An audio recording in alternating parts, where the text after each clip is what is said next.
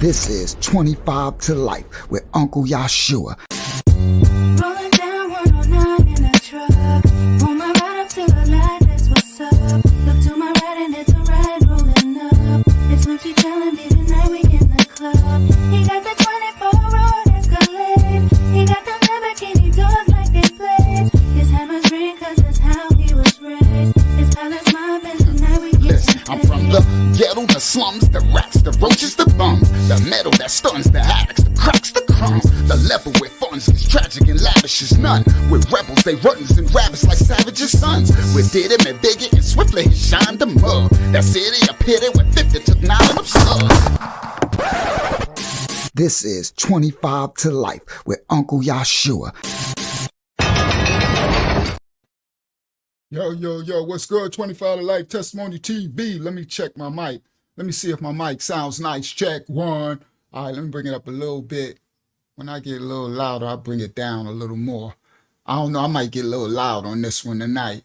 All right, my mic, it peeped already. I got loud right there. My mic sounds nice. Check 1.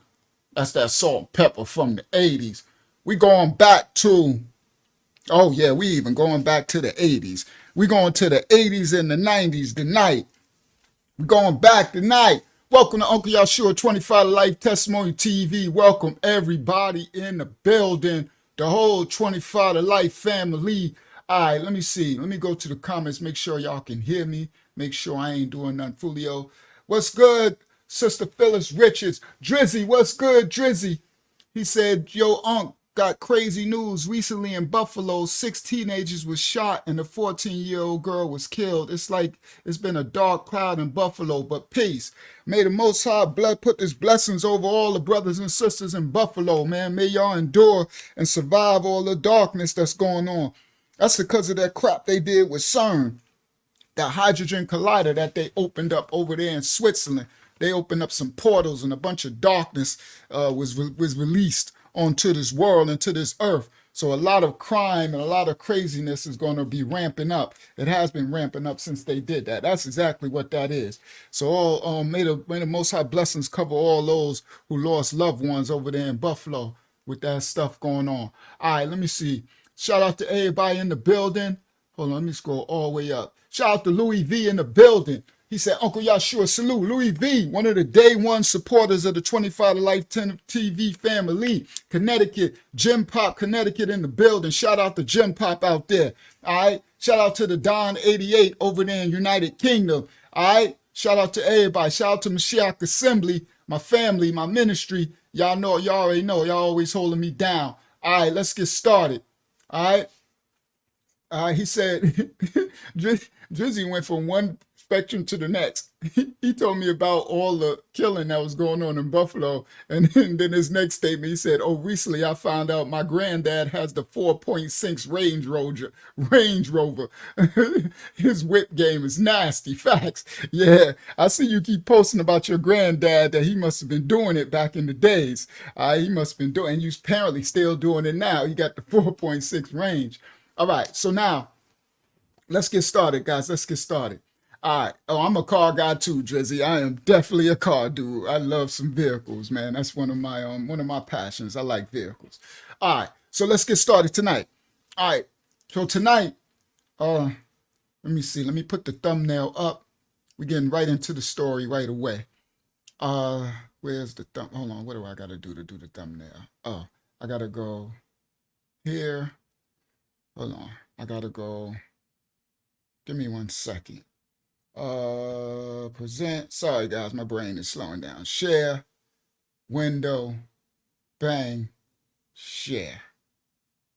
All right, that's the thumbnail. Pretty dope, if I may say so myself. I think I'm getting pretty good with this thumbnail game. The thumbnail is kind of crack. If I may say so myself, that thing is kind of crackola. All right, so the thumbnail says, I see my thing spinning. Let me close any extra windows I got. All right. The thumbnail says, Jay-Z, the God's crack era. All right. Jay-Z, the God's, the crack era. And then y'all see this is a picture that, and back in, I think it was 2014 or something like that, 2016 and stuff like that. I think so. But Jay-Z was sporting this chain, right? Now y'all know I'm not supporting Jay-Z and they wickedness, all that crap they doing, right? I ain't got nothing to do with that. All right, I ain't supporting no parts of that. But hold on, I don't want to make it small. I'll put it up. Oh, I know what to do. I know what to do. Make this smaller. There we go. Make that smaller so I can still see the chat. Give me 1 second, guys. Let me set up the stage for tonight. We're going to go into this story. We getting in nice and early. Shout out to Q Dog. Q Dog, we're going to get into this story nice and early, Q Dog, before you get too sleepy on me. All right. So now, okay, so good. I can put that over there because I'm going to bring that up in a second. All right. Bang. So now, just hold on, Wyatt. Hold on. Watch the show and you get the answer to your question, Wyatt. He said, what does Jay-Z claim God by? Hold on. All right. So now this image right here. So let me scroll over here. So over here. So that was a chain on his neck, right? And for those who don't know, that's something called the universal flag. It was the universal flag of the nation of gods and earth. So this is Jay-Z and his wife, Beyonce, right? Guess it was at some basketball game. And this is when he was wearing this chain. So there was a lot of controversy surrounding this chain, okay? So this chain is the image of the universal flag for the nation of gods and earth, an offshoot of the Nation of Islam that was started in New York City in the 60s, and it grew to the streets to the 70s. And a lot, me included, I was a child of the 70s, and it influenced my life as much as a lot of people's lives. The funny thing that most don't know, it has influenced lives all over the entire planet, but people don't really understand. So what most don't know, the reason why Jay-Z, and I'm not supporting no Jay-Z, I know I don't get down with that, right? But the reason why, but y'all know I'm explaining history.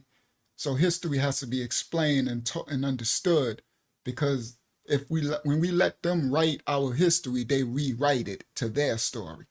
When we let them write our story, they rewrite it to his story, okay? And then the narrative gets switched and changed. So Jay-Z, back then, I guess before he was, I don't know, I can't say before he was all where he at now, I don't know, he messed with the whole serpent seed, Aleister Crowley, do what thy wilt is the whole of the law, and he messing with that Bregovich lady and Balenciaga. He messing with these serpents now, but whatever, right? So I said I ain't supporting all that. I know what Fulio stuff he doing, but I'm talking history, all right? Shout out to Abriya in the building. So now, this chain, he made this chain, and he was making a statement in the industry, the hip hop industry back then, when he made this chain, right? And this chain, see it on his neck? What he was actually doing, everyone, for most who don't know history, when he was doing this with this chain, he was actually giving an honor and obliging the nation of gods and earth. He was giving respect, and he was showing that what I'm going to share, that what the nation of gods and earths and what it did in the 70s and the 80s in New York City, and then spread to the world through this medium that we call hip hop, this rap music, it changed all of our lives. It changed his life too, before he was very dark. So y'all just take a ride back in time for a second.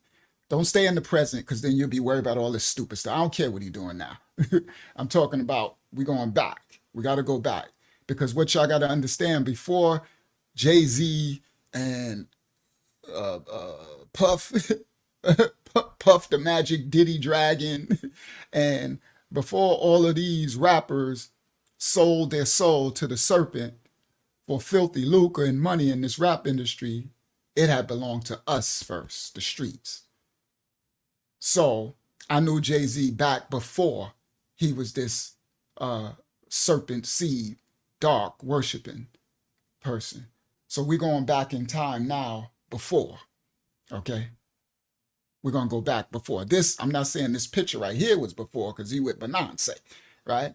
But I understood and knew those who really know, those who were really from the streets, from the crack era, from the 70s, the 80s, and the 90s in New York City and all that. We understand and know why he put this, why he created this chain and wore it in the public, all right? So I'm just breaking down the history of what this is, all right? So this chain that he has on is a bearing homage to this man. Y'all see this black man right here? His name is Clarence Jowers, also known as Clarence 13X Smith. He was the partner, big brother. What word do you use when someone influences you? When you look up to someone and they guide you.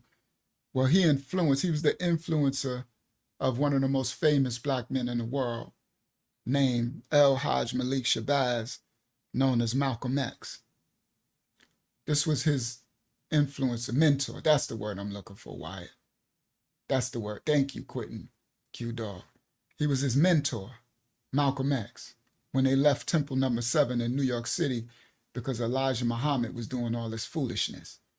Because of that foolishness that made Malcolm leave, Clarence 13X Smith, who later became his righteous name of Father Allah, his God name, he influenced Malcolm and instructed Malcolm about what was going on, the foolishness that was going on in the Nation of Islam.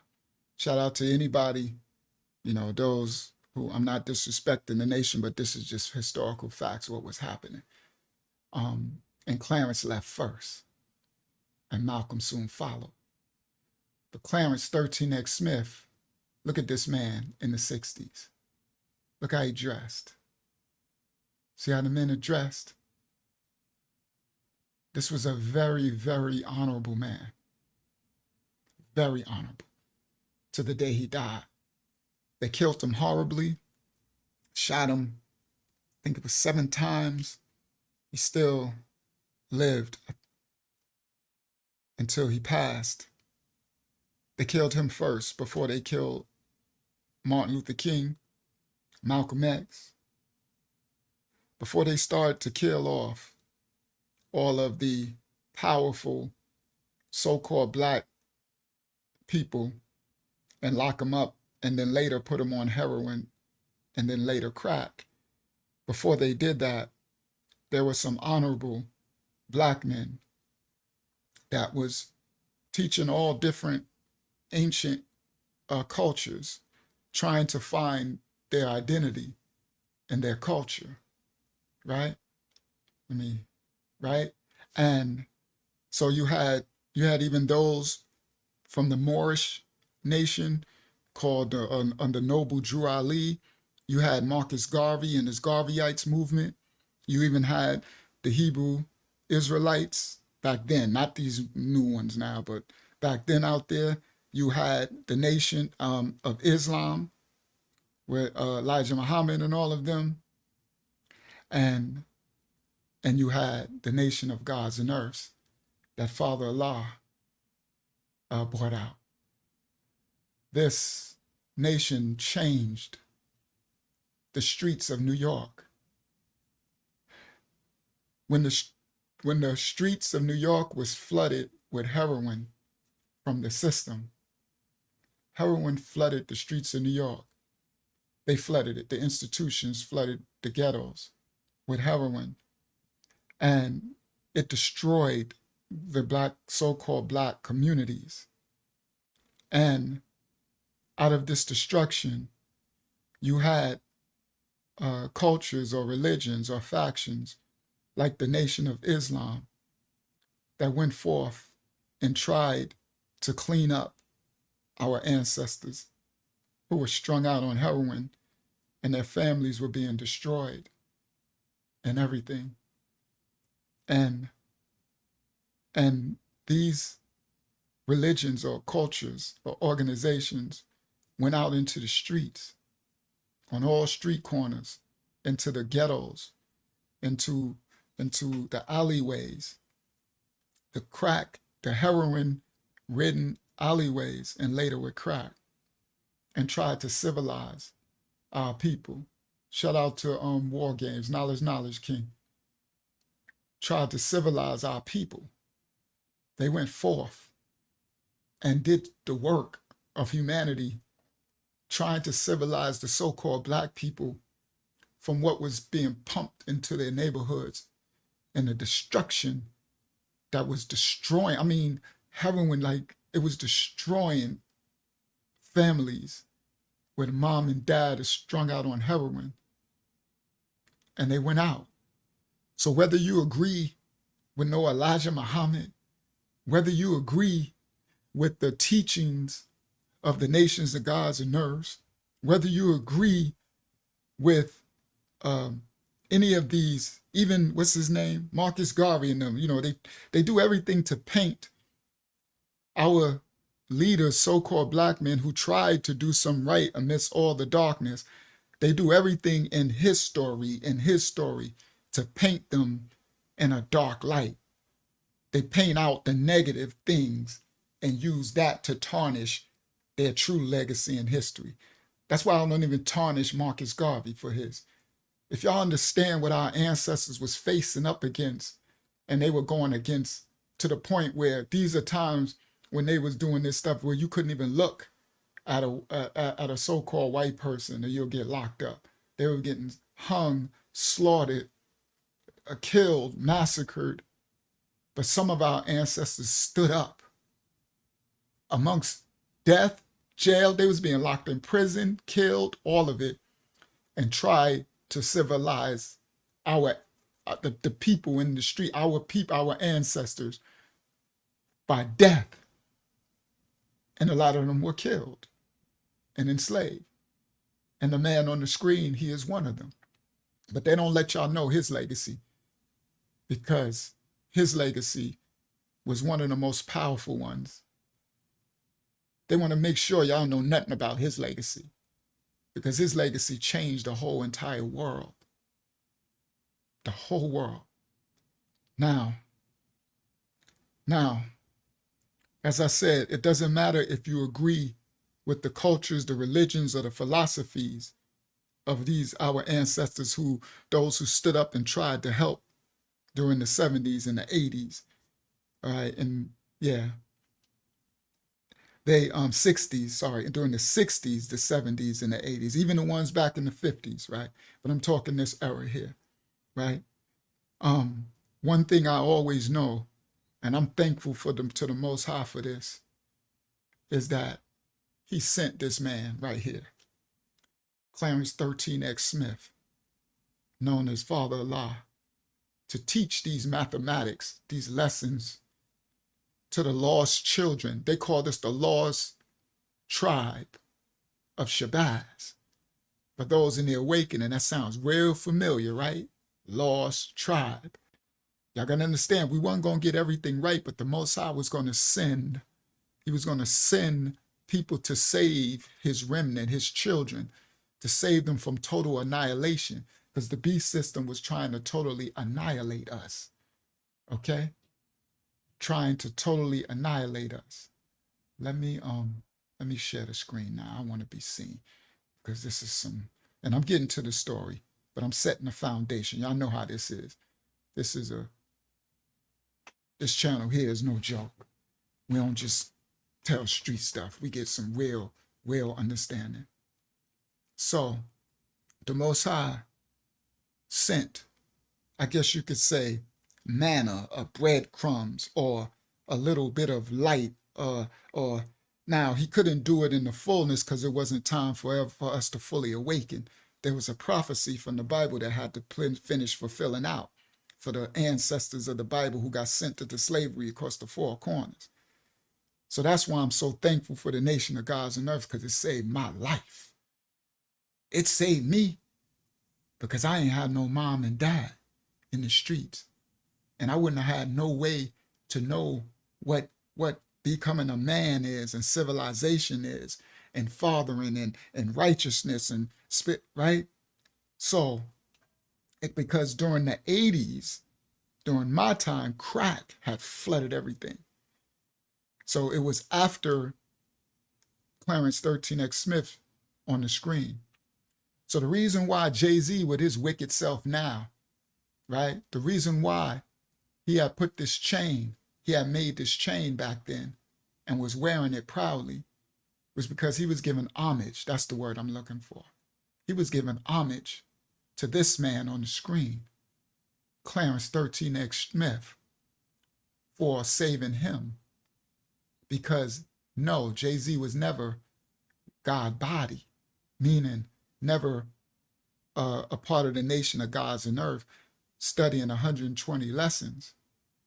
But everybody in the streets in the 80s, in the 70s, late 70s and the 80s, especially when the 80s into the 90s, everybody in the streets was influenced by this man's teaching, what this man stood for our people, because it cleaned up our streets from those who would have been children of the heroin era. It cleaned up the children of the heroin era, and then especially for us, because the nation of gods and earth went to the youth. It went to us, the youth in the streets. The nation of Islam and Elijah Muhammad and them, they helped to clean up a lot of the heroin addict, the generation before mine.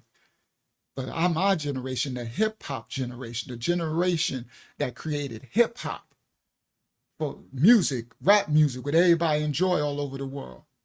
That was the era of the nation of gods and earths. So Jay-Z was giving an homage by wearing this chain, like saying thank you. Yeah, that's the crack era. I'm getting there. By saying thank you and understanding that the civilization that was spreading the knowledge and the wisdom and understanding from the mathematics, which is the language of the nation of gods and earths, went out into the ghettos and the streets. And no matter if you were righteous or not, you started to learn from it, because your people in your projects or your people in your hood or your people you knew, they started speaking knowledge, wisdom, understanding, culture, refinement, love, peace, and happiness. They started teaching civilization and righteousness. They started speaking at the Asiatic black man. They started speaking of, see, and we even, this nation changed the names of the so-called black people who was used to be named Mary and Johnny and Chick and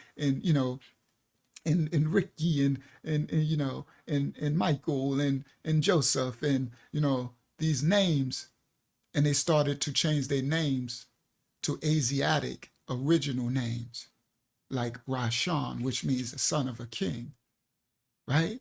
Like Asiatic, like Rakim, like Talik, like Tashawn, like Shawana, like Shameka, Asia. See? Asia, the body of land. I'm the Asiatic black woman that had an attribute and a name, civilization, when the streets was ran down. We were ignorant, guys. The school system during the crack era in the 70s and up in the 80s, it failed us. The school system, we were turning into savages in the streets. There was no knowledge. It was dark, kind of the dark ages in the hood. But the light came to the children of the streets in the form of the nation of gods and earths and knowledge of self. It was called knowledge of self. That's why that brother came in here and a little early in the chat and he said knowledge. You know how I knew he was GODBODY? because he said knowledge, knowledge. Knowledge, knowledge means peace. See, that's the 11th letter. You understand? So the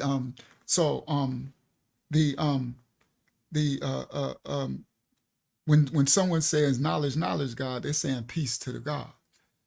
But you wouldn't know that if you don't know our language of mathematics. That language of mathematics started to change what happened in the streets during hip hop and the crack era. That's where you got peace, God. That's where you got, do the knowledge. That means, do the knowledge means listen, learn, observe, respect. That's where you got the names of Rashim, Rakim, Rakshan, Ralik. That's where you got these names from, where it changed. It also, guys, changed. Yeah, supremes, infinite, understanding, mathematics. And tonight, I'm going to tell a little intro of Allah education. These are names of God bodies. Allah education in Hempstead, Strong Island was very influential in Uncle Yeshua's life and my life, because he brought the knowledge to Hempstead. He was one of the gods, older gods, who brought knowledge from him to Hempstead. Very, very wise. You can see in his name, Allah education. His little brother Ralik is where I got knowledge of self from, my enlightener. So when you get someone that gives you knowledge of self, that becomes your enlightener. What is an enlightener? That means someone who is enlightening you to something because you are in darkness. And then you get your attribute, which is your name. You come in the name of your Aliyah, what we call Allah. So we came in the name. That's your attribute. All right. Now, let me get peace to the gods, peace to the earth is another, ain't it? Yeah, peace to the gods, that's a greeting. Peace, God. We say peace, God. Peace, earth, peace, queen. All right, so let's get started with the story. So this dude on your screen, this Jay-Z dude, right? Let me do it the other way now. All right, there we go. All right, so this dude on your screen, this Jay-Z dude, the reason why he did this chain back then was he was giving homage. Now we know him and Banan say they got some whole crazy wicked stuff, and he don't wear this chain no more or nothing like that, right? But everyone was giving homage to the nation of gods and earth. So when he wore this chain, Jay-Z back then, the newspapers, the powers that be, the media, and everyone, they were in a frenzy, right? So this is what was said when he wore that chain. And I'm going to bring y'all a little bit of understanding, all right? Right here. Let me, hold on, make this smaller. I don't know how that got bigger. There you go. And there we go. Present, share screen. I'm going to get to the story in 1 second. I'm setting the stage for the thumbnail. Bang. Share. This is what they, let me see how it looks if I make it full. There you go. I'm going to make it full. I'm going to take me off the screen. All right, hold on. How do I do that? Bang. Make it full. Bang. Bang. There we go. Full screen at home. All right. So how they did it, this is what happened when he put this chain on back then. Right here. 2013, this rapper began wearing this chain. And when TMC noticed the iconic MC wearing the necklace, they assumed the symbols represented the Illuminati. Is this Illuminati symbol? Yes, rumors have circled for years that Jay-Z is a member of the secret society that supposedly runs the world. And this necklace may be the proof we've all been looking for. It looks like a sun or a compass with a 7 in it. And as it turns out, TMC was absolutely wrong. This is the universal flag of the 5% nation, aka the nation of gods and earths, or the 5%ers. And it wasn't the first time that the symbol was used by a celebrity. You got Rakim, Big Daddy Kane, Wu-Tang Clan, KRS-One, Brand Nubian, Poor Righteous Teachers, even Carmelo Anthony have all openly worn the flag. And then you have rappers like Nas, Nelly and the Saint Lunatics, LL Cool J, AZ, Busta Rhymes, Diggable Planets, Talib Kweli, Nori, Guru and DJ Premier, and even singer Erykah Badu. These artists and more have all acknowledged at some point having been influenced by 5% of teachings and culture. We were beginners in the hood as 5%. African big rider, poor righteous teacher. Not within myself, so what maybe a 5%. Radios on card tables, Benetton and Guards building. Ask for today's mathematics, we are lost children. And this was going. All right. So you see, all of the influence, Nas, Fugees, Rakim, everyone, that's the image what Jay-Z put on that chain. This is called the universal flag of the nation of gods and earth. It was a symbol, but this has a meaning. So you see the TMZ was like, is this Illuminati? Y'all know these these serpent seeds, boy, this media stuff, right? They were like, we knew he was part of the Illuminati and all that. It's this Illuminati symbol. It looked like a sun worship. Okay, let me explain. This ain't no sun worship symbol, but it is a flag. It's an image that represents the nation. This is a representation of the sun. But in the nation of gods and earth, they do not worship the sun. It's not a worship of the sun. This sun is symbolic, okay? So this sun is a symbolic to the black man in the nation of gods and earth.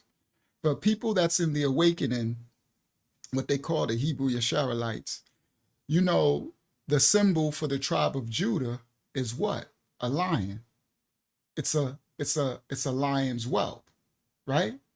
So the symbol for tribe of Benjamin is a wolf, right? That's why I got the lion on one side and the wolf on the other side, right? Representing the tribes, right? And I'm not part of that Hebrew Israelite hate group crap. I'm not part of that crap, all right? But I'm a child of the Most High Yah, and I'm a bloodline descendant from Abraham, Isaac, and Jacob. So yes, I am a bloodline descendant from the tribe, to the fourth tribe of Judah, right?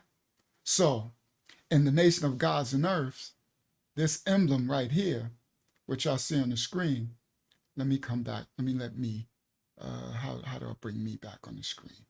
Go here, make it big. Let me give y'all a little understanding so that nobody can, people are destroyed for a lack of knowledge and understanding. We tend to confuse things we don't understand. Now, this sun in the nation of gods and earth, hold on, so y'all can see my cursor. Oh, you can't see my cursor because I'm on this thing. All right, you know what, never mind.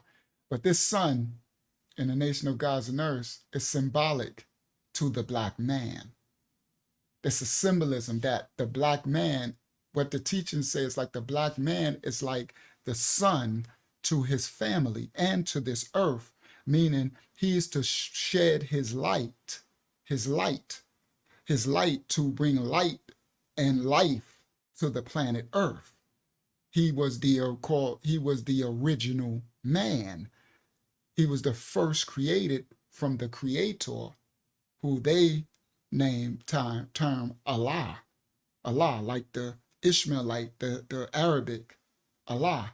Now, for those in the waking, y'all know Allah, right? Now, so it is saying that the sun represents the man, right? So that's why on the flag, it's a sun surrounding, that's it, with the points.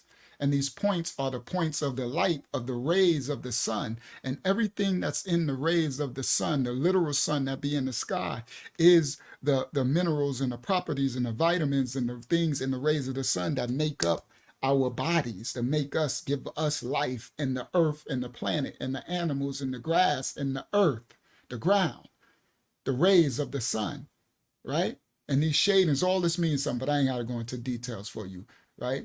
They all equal up to 360 degrees completion. All right. So, and it's not Masonic degrees, but understand, you know, all Masons come from the ancient cultures, All right. The Masons come from Babylon, from the ancient culture, Sumerian stuff.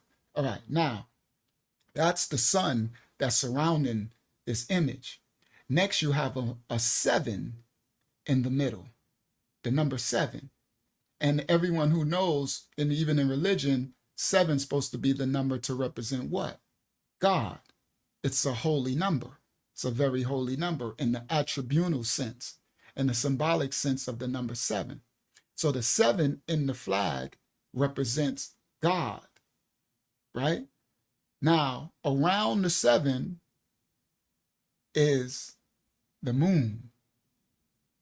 And the moon in the nation of God's earth is a representation, is symbolic to the woman. So the sun is symbolic to the man, and the moon is symbolic to the woman. And the sun gives off its light, and the moon does what? Reflects the light that the sun gives off. She is a reflection of her man. This flag and symbol is an accountability symbol of showing that the man has to be the covering. He has to be the light over the family and over the earth. He has to be the righteous light over the earth and reflect his light onto the moon, the women. The man has to cover the woman. That's why the sun is surrounding the moon in this flag. Okay?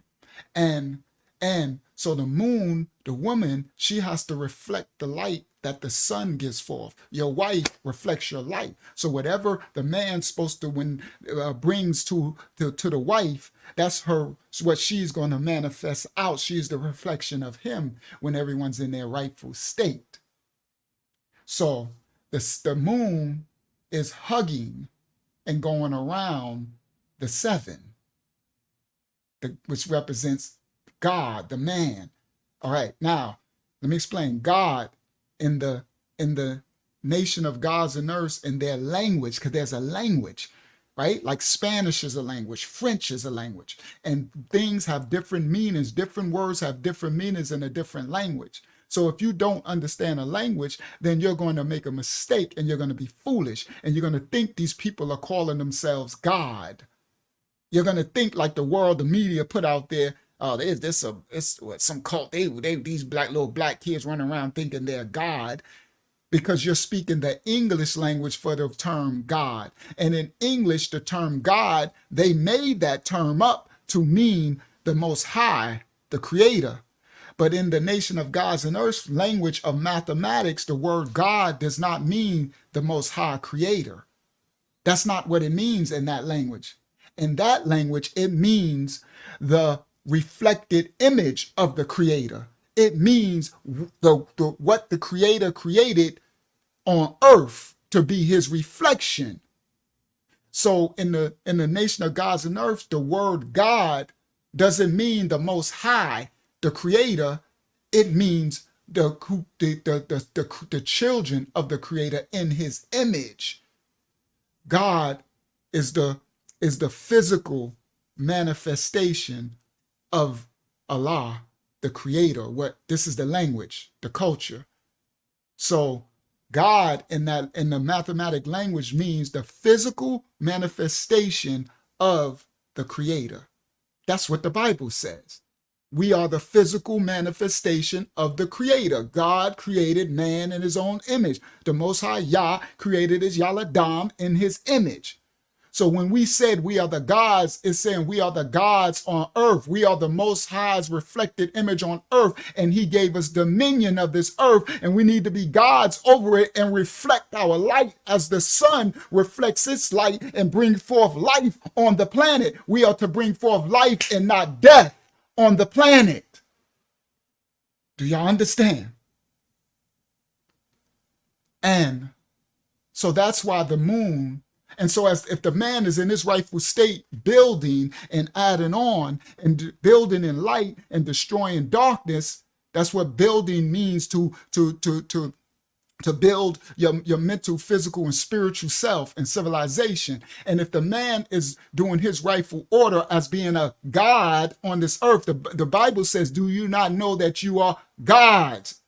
Yads, it literally says it in the Bible, because they didn't know. My people are destroyed for a lack of knowledge. So when the man is in his rightful state as a God on this earth, right? Because listen, they got other fallen gods on this earth too. Anunnaki, fallen angel, gods, thousands of gods.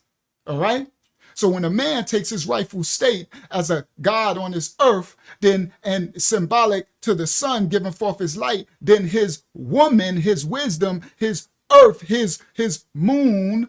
Now we're going to deal in the celestial bodies. These are symbolism. I'm going to stay in the celestial body. His moon, the reflected, will reflect his light. The woman will reflect the light of the sun, her husband, the man. And then, so the 7 here is representing the man. And then the moon that's going, I wish y'all could see my cursor. There's a moon going around it. Oh man, y'all can't see my cursor. I need to do one better. Y'all need to see my cursor. All right, let me do this. I can do this. Give me 1 second. I can do something with this. Control S. I can do this really quick. Give me 1 second. And then we're gonna get to the story, but it's gonna tie in, it's gonna make sense where I'm going with this to tell the story, because this is what happened in the streets. All right. So now save, bang, close that, bang. Stop sharing that, bang, bang, double click, bang, come back to y'all, present, share screen, window, bang, share. Move that over so I can see what y'all see. There you go. Now make it big. Bingo. Now y'all see my cursor, right? See my cursor on the 7? There you go. Now, this around here, the outside is symbolic. That's the sun's rays, right? That's supposed to be the rays of the sun. And then this 7 in the middle right here, and that this whole outring is supposed to be like symbolic to the sun. Then the 7 right here in the middle is the number of God. It's the representation of man. And then the moon, see this moon right here, this crescent moon, it's wrapped around the sun. I mean, the 7. Like the woman should be one wrapped around her husband. So the moon is wrapped around the man, God. And the last image is the star. The sun is symbolic to the man who brings forth his light onto the moon. The moon reflects the light of the sun, and the sun and moon give forth to the star, which is the best part of the sun and moon. It is just straight reflected light. They say stars are what? Little sun, a little sun. Each star is a little sun within itself. And you know that the child's seed comes from the man. So the best part of the sun and moon is the star. This is symbolism. The best part of the man and woman is the child. So the son, man, is supposed to bring forth his light, and the woman is supposed to reflect her light, and they both go on to the child, the star. That's the sun, moon, and star and 7 in this universal flag. Y'all well, y'all ain't asked for it, but now y'all have some understanding. So that's what, now Jay-Z back then with his wicked self had this image. He put it into a chain.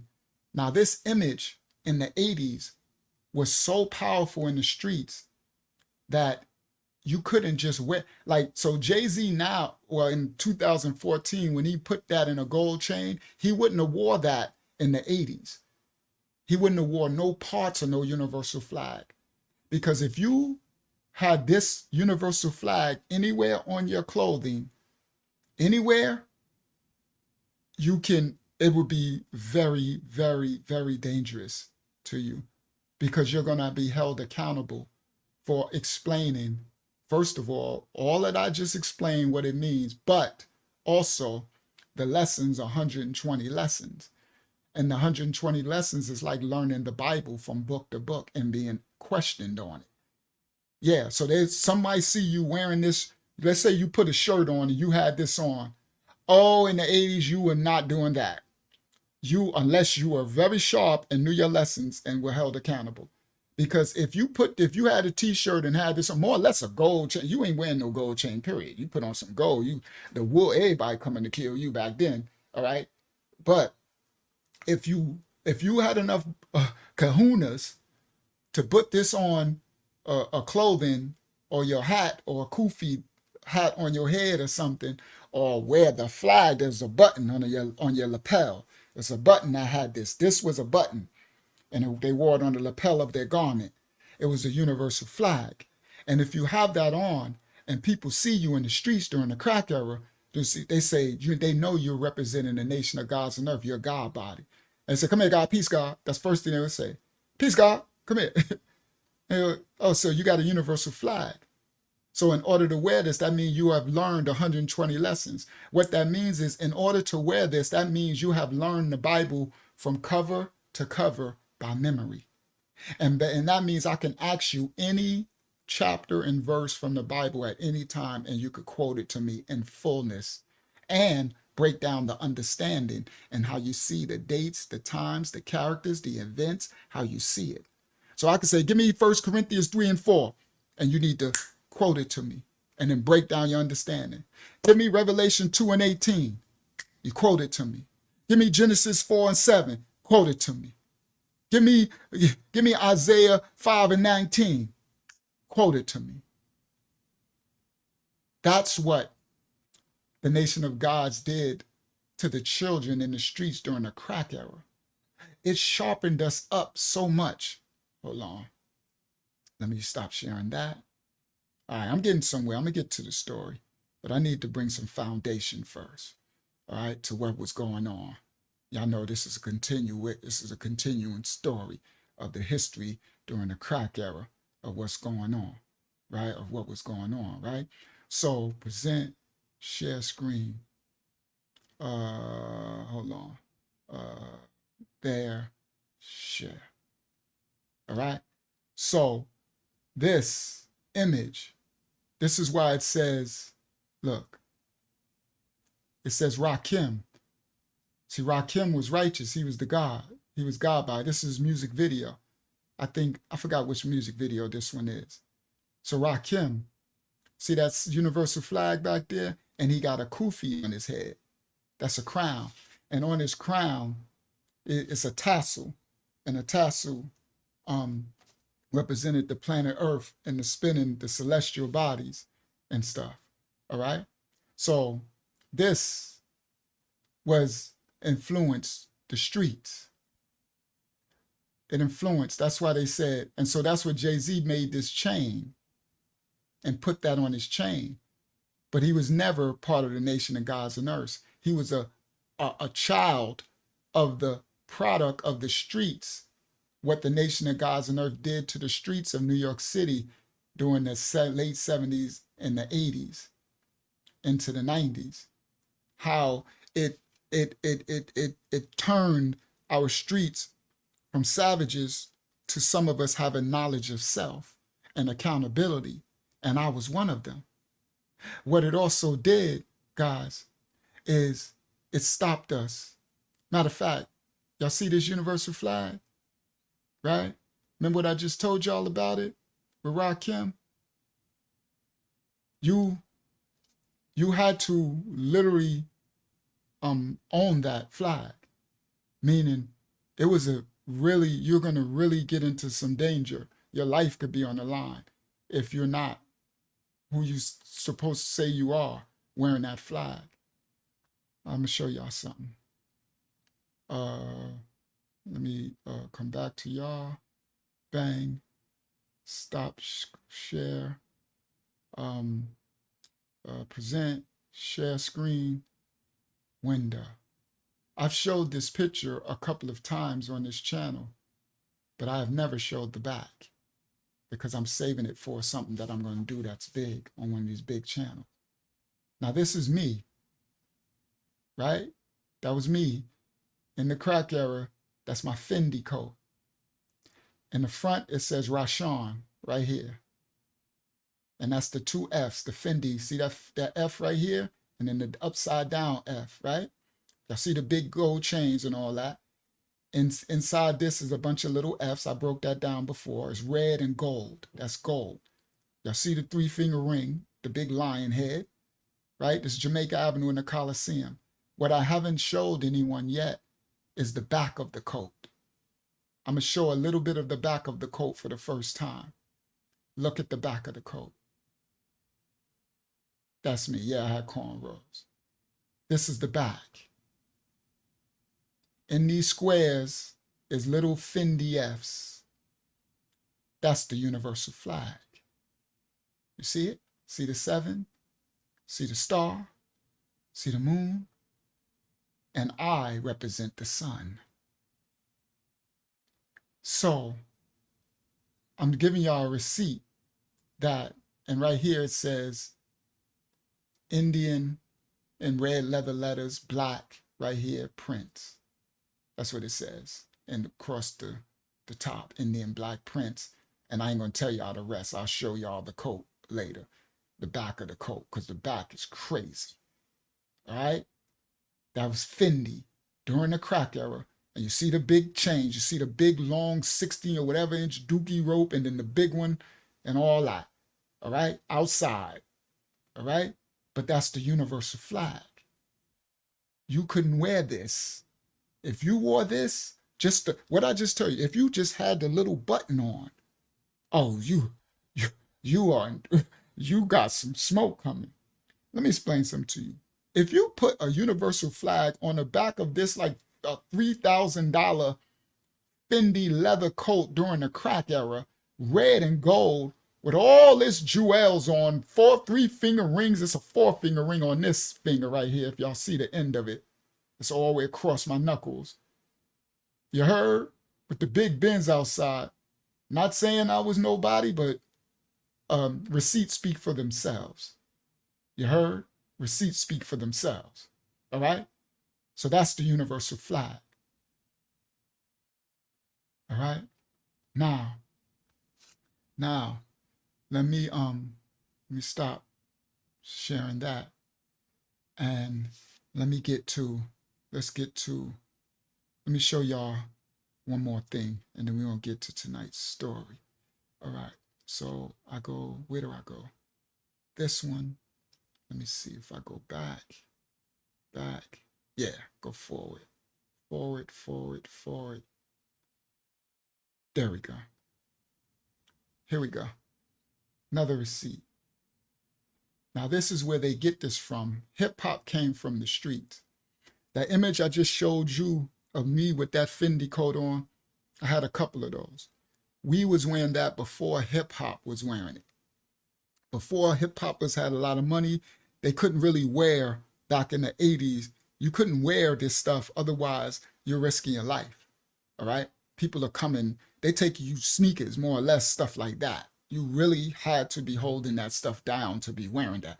So anybody, I'm going to say this to y'all. If anybody ever show y'all a picture of themselves in the 80s wearing Fendi and Gucci with the big chains and all that, you already know they was about it. You just, because unless they show you that and the people showing the picture say, oh, and he died that day. Unless that's the story when they show you the picture. If they still alive, oh yeah, they made it through that. Unless someone say they died that day, especially if they could show you wearing that outside, out in the public. All right. But all right. So anyway, now let me present. Y'all know I bring receipts first. Share screen, window, share. This is the crack. This is the byproducts of the crack era. So that's the picture of Eric B. and Rakim. Their album cover. That's the Gucci suits from Dapper Dan. Look at Rakim's suit. It says Rakim, and you see the universal flag. See? So now y'all have understanding what that flag means. And this universal flag influenced hip hop. It influenced Nas. It influenced Jay-Z. It influenced Wyclef. It influenced, they showed you everybody. with Talib and Kweli, everybody, most deaf, it don't matter. The Nation of God's Earth influenced everybody because it brought knowledge of self to the black communities, to the culture. It stopped us from eating swine and the abomination. Here we go. This, the Most High, brought knowledge of self to me, to clean me up for a time as this now, back in the 80s, to stop me from eating pork, swine, and the abomination. He used Clarence 13X Smith, further known as Father Allah, to come along and teach this civilization to the lost tribe in the streets. Yeah, Tribe Called everybody. There was not zero. Hip hop was, this is when, guys, listen clearly, this is when the so-called Illuminati, the powers that be, went and took hip hop over, because hip hop was awakening brand Nubians. It was stop crack, stop crime. It was Rakim, no pork on my fork, strictly fish on my dish. It was knowledge of self. It was teaching. So they stopped that. They said, we got to stop this, like they did the Black Panthers and Huey Newton and all of them. We got to stop this, because if we don't stop this hip hop and these gods from their message of knowledge and civilization, that they are the gods of the earth created in the image of the Most High, and they have to be a light in the darkness. If we don't stop this, then there's no way that we can enslave and imprison all their children. We can keep the poverty and the degradation going, because they're going to know who they are. You get it? They're going to know who they are. So they took over hip hop and said no one will get any record deal like Poor Righteous Teachers and King Son and Rakim and Lord Asiatic and all of these. No. If you got a positive light message of light, you will not have a record deal. You will only get a record deal if you're teaching murder, killing, drugs, crime. A woman ain't nothing but hoes and tricks. See, not mothers and queens and civilization. So in that universal flag that you see on the screen, that's the celestial symbolism. The man is symbolic to the sun. The woman is symbolic to the moon. The children is symbolic to the star. But the woman is also symbolic to the earth. She is the mother. She is where the man plants his seed into the earth and it bears forth life, fruit. So that's why it's called the nation of gods. Man created in the image of the Most High, and earth. The woman is the earth, the bearer of life.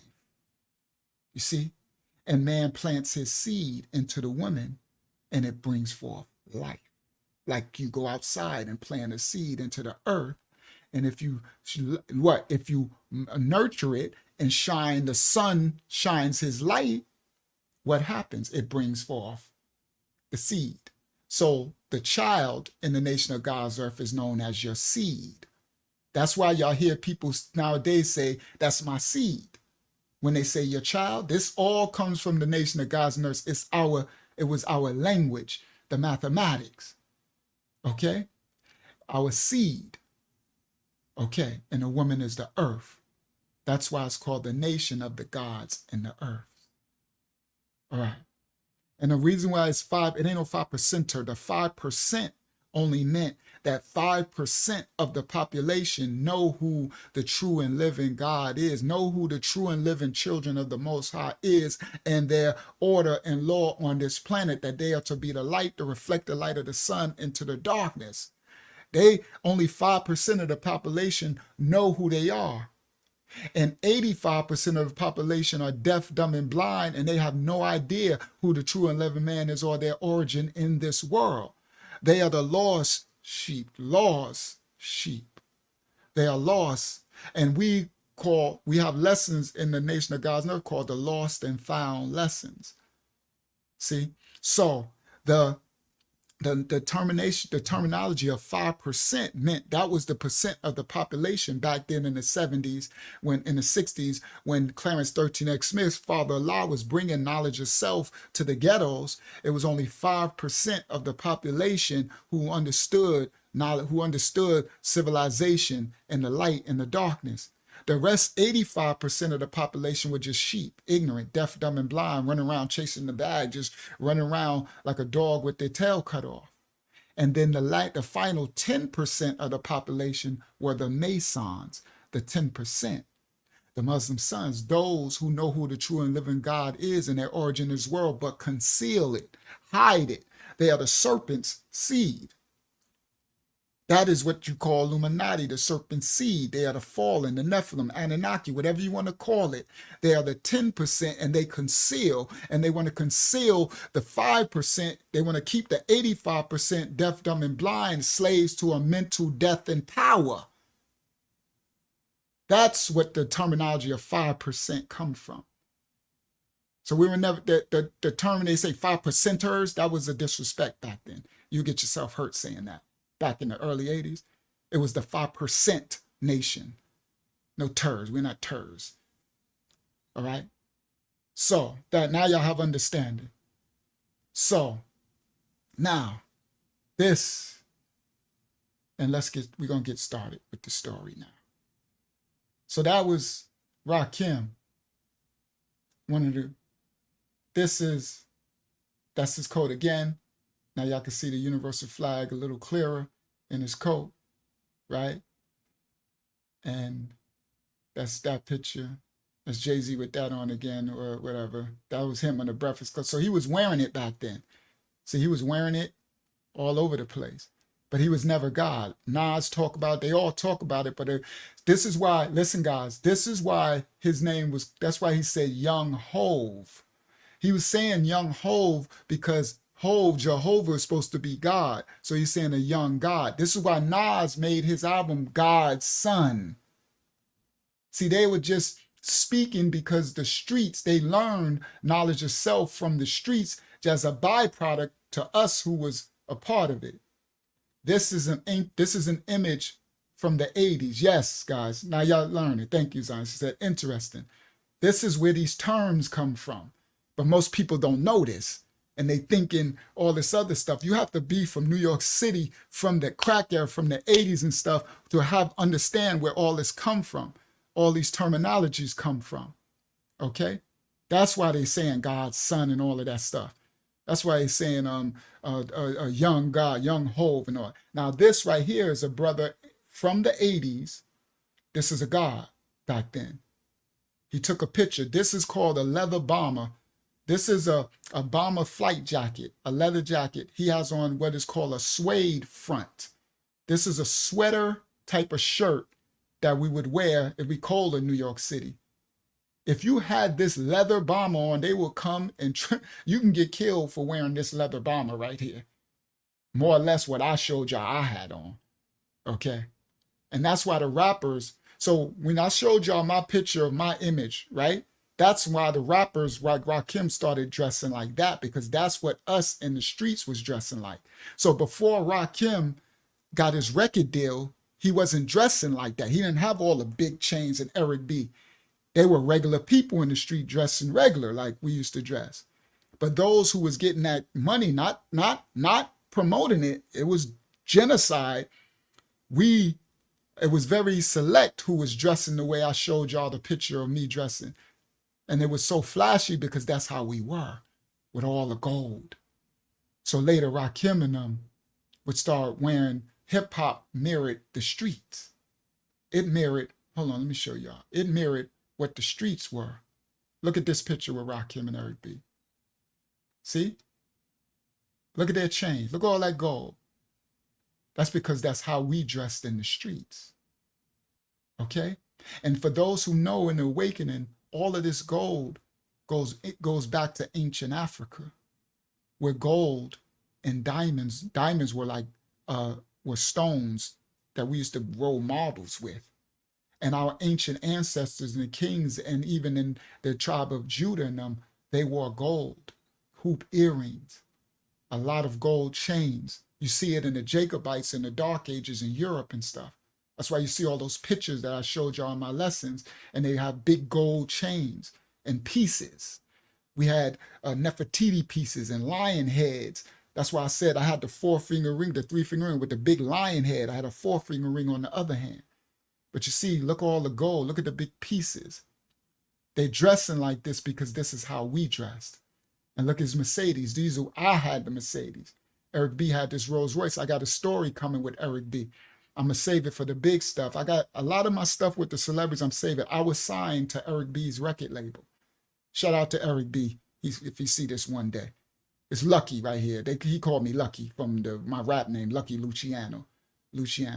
So Eric know me as Lucky. So different people know me at different times, right? This Luck, Eric. Yeah, I know you like, Dag, you looking good. Yeah, I'm looking good. Praise Most High, all right? So I got crazy stories with Eric B. Oh my goodness, crazy. It's like I got almost a series because I was signed to Eric B. So we went everywhere. We was doing everything. I experienced so much crazy stuff with Eric B. Eric B is a hot mess. So anyway, and so for those who know those ancient stories, the kingpins from Brooklyn, Supreme Magnetic and rapping them, and the original 50 Cent, the real 50 Cent, where the rapper 50 Cent took his name from. Yeah, I met them stuff through Eric B. I met them through Eric B. That's up Marcy. I mean, not Marcy. Marcy Avenue, though. Marcy Avenue, but what's the name? Oh, I can't think of the street now. Used to be up there with Eric B and them all the time. But anyway, so this is why they dress like this, because this is how we were dressing in the streets. So when the rappers started getting their record deals and getting money, they started dressing like this, because that's how we dress. They mimic the streets. All right. So now, that picture I just showed y'all. Hold on, let me get back. That's a brother in the 80s, probably or the late 70s, a God. And you see pointing his hands to his temple. That's knowledge, right? And I think that's the wool Kango back then, right? He was sharp back then. I know y'all like that coat looked kind of tight, it do, but he was sharp though, to have a suede front and all that. He had some little bit of money. This right here is an image of that. This is the 80s. And see, you could tell, because look, that's a sheepskin coat. See that sheepskin, another sheepskin leather bombers. This is Harlem. Kangos on their head. This, guys, is called a universal, shout out to Victorious Ron. This is called a universal rally, a parliament, where every month we would get together. This one is in Harriet Tubman High School in Harlem. We had them in Fort Greene at the park. We had them in the Bronx, okay? Now, they would come from all through the 5 boroughs and Strong Island and everywhere, even far as Jersey and stuff. This right here sweater, I got it. See this sweater? I forgot what that was called, but it has color. This sweater was hot. This was fire right here. I know it looked funny, but this was fire. This sweater right here, they had colors, and then they had white and black and gray. Myrtle Avenue. That's what I'm talking about, Victorious Ron. Thank you, King. That's exactly what I'm talking about, Myrtle. Thank you. I didn't mean to say Marcy. I meant Myrtle. Yes, that's why I was up on Myrtle with Eric B and them all the time. Like, they had Myrtle. Yeah, that's it. Thank you, Victorious Ron. All right, so this shirt, I forgot what it was called now. This sweater, man. Oh, man, I got one. I remember when I finally got one, because I was young. See, this goes back to when I was little, too, when my elders was wearing this. This is before my generation. So in my generation, later we started wearing all that Fendi and Gucci and Louis and MCM. But the generation when I was little, I had sheepskins. This is the sheepskin, the leather bomber.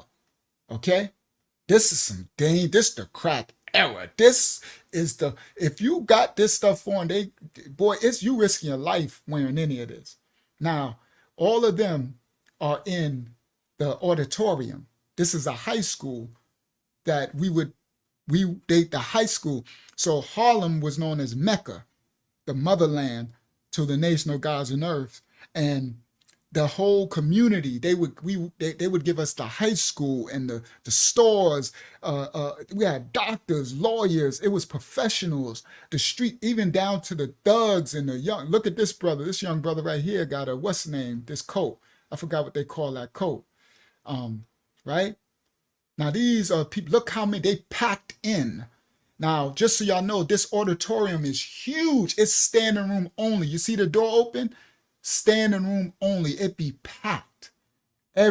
For people wanting to get knowledge of self. This is the 80s. This is the crack era. This is the war zone.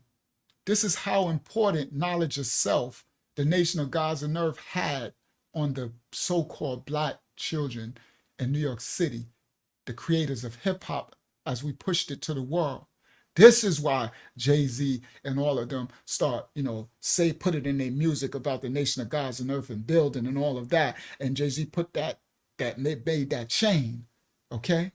Because they was giving an homage to this time of knowledge of self, where someone's standing at the front of this auditorium on the stage and they're building, the gods is teaching and enlightening like I do like tomorrow I'm be doing in the ministry, and I teach worldwide on YouTube. You got people that reach out from around the world that be thanking me because the teachings that I'm doing and breaking down the history, I'm doing this right now.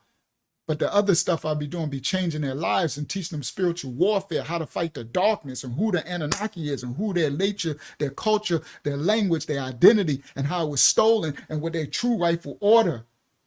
That's called building. Build or destroy. Either you're building, meaning adding on, increasing, or you're destroying, which is negative, meaning taking away, decreasing. Build or destroy. That's the 8th letter in our mathematics, our numerical. The number. Okay? So now, anyway, and that's how they say today's mathematics is a lesson. How you see today's mathematics. So you do the date. Like today is May 5th. Today is May 9th. So today's mathematics is power, which is 5, born, which is the number 9, right? So it's power born, right? So okay? So if it was to knowledge culture, right? So you add up 9 and 14, 9 and 5, and that gives you 14. So you always got to add things to add, or being born, bringing life. So if today's was the 11th, it'd be knowledge. Today's mathematics, knowledge, all being born to wisdom. 2, 1 and 1 equals 2. Knowledge is 1, 2 is wisdom. That's why knowledge is also symbolic to the man, and wisdom is symbolic to the woman, and understanding, which is 3, is symbolic to the baby. So if the man is knowledge and the woman is his wisdom, those two come together, and when they build together, they bring forth an understanding. If you put knowledge and wisdom together, then the person that you speaking to will understand you when you have knowledge and wisdom. That's the best part of your knowledge and wisdom. The baby is the best part of the man and woman. You see the mathematics? Imagine bringing that to a children that just came out of the heroin epidemic, where there's no knowledge in the streets, no understanding. The schools ain't teaching you nothing, but you got this language coming that's teaching you knowledge, wisdom, understanding, cultural refinement. You see, teaching us about history and all of that, civilizing the uncivilized. It's called the nation of God's and earth of righteousness. We are to be righteous. Now, of course, you have those that's going to be darkness. All right. And that's what the story is about, where the gods went wrong. I did as well. Because the leadership got killed off. See, they killed Clarence 13X Smith, father-in-law. Then they imprisoned the elders and the leaders. And so it left us children out there with no further leadership, but we got knowledge of self. But now the knowledge turns darkness.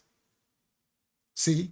And so I started to turn dark in the streets, using my knowledge, using my light for dark light. That's why the Bible said, don't let your light be dark light.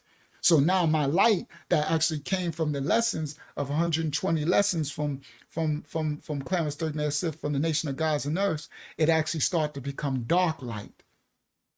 And I wasn't using my light for the fulfillment. That's how they always destroy us. They take away the light, the sun, the head, the man, out of the home, out of whatever it is. Lock them up, imprison them, and kill them. And now the children are lost. So everything they got, what was supposed to be directed as beams of light, is now left to find its way on its own, and darkness will prevail. Okay?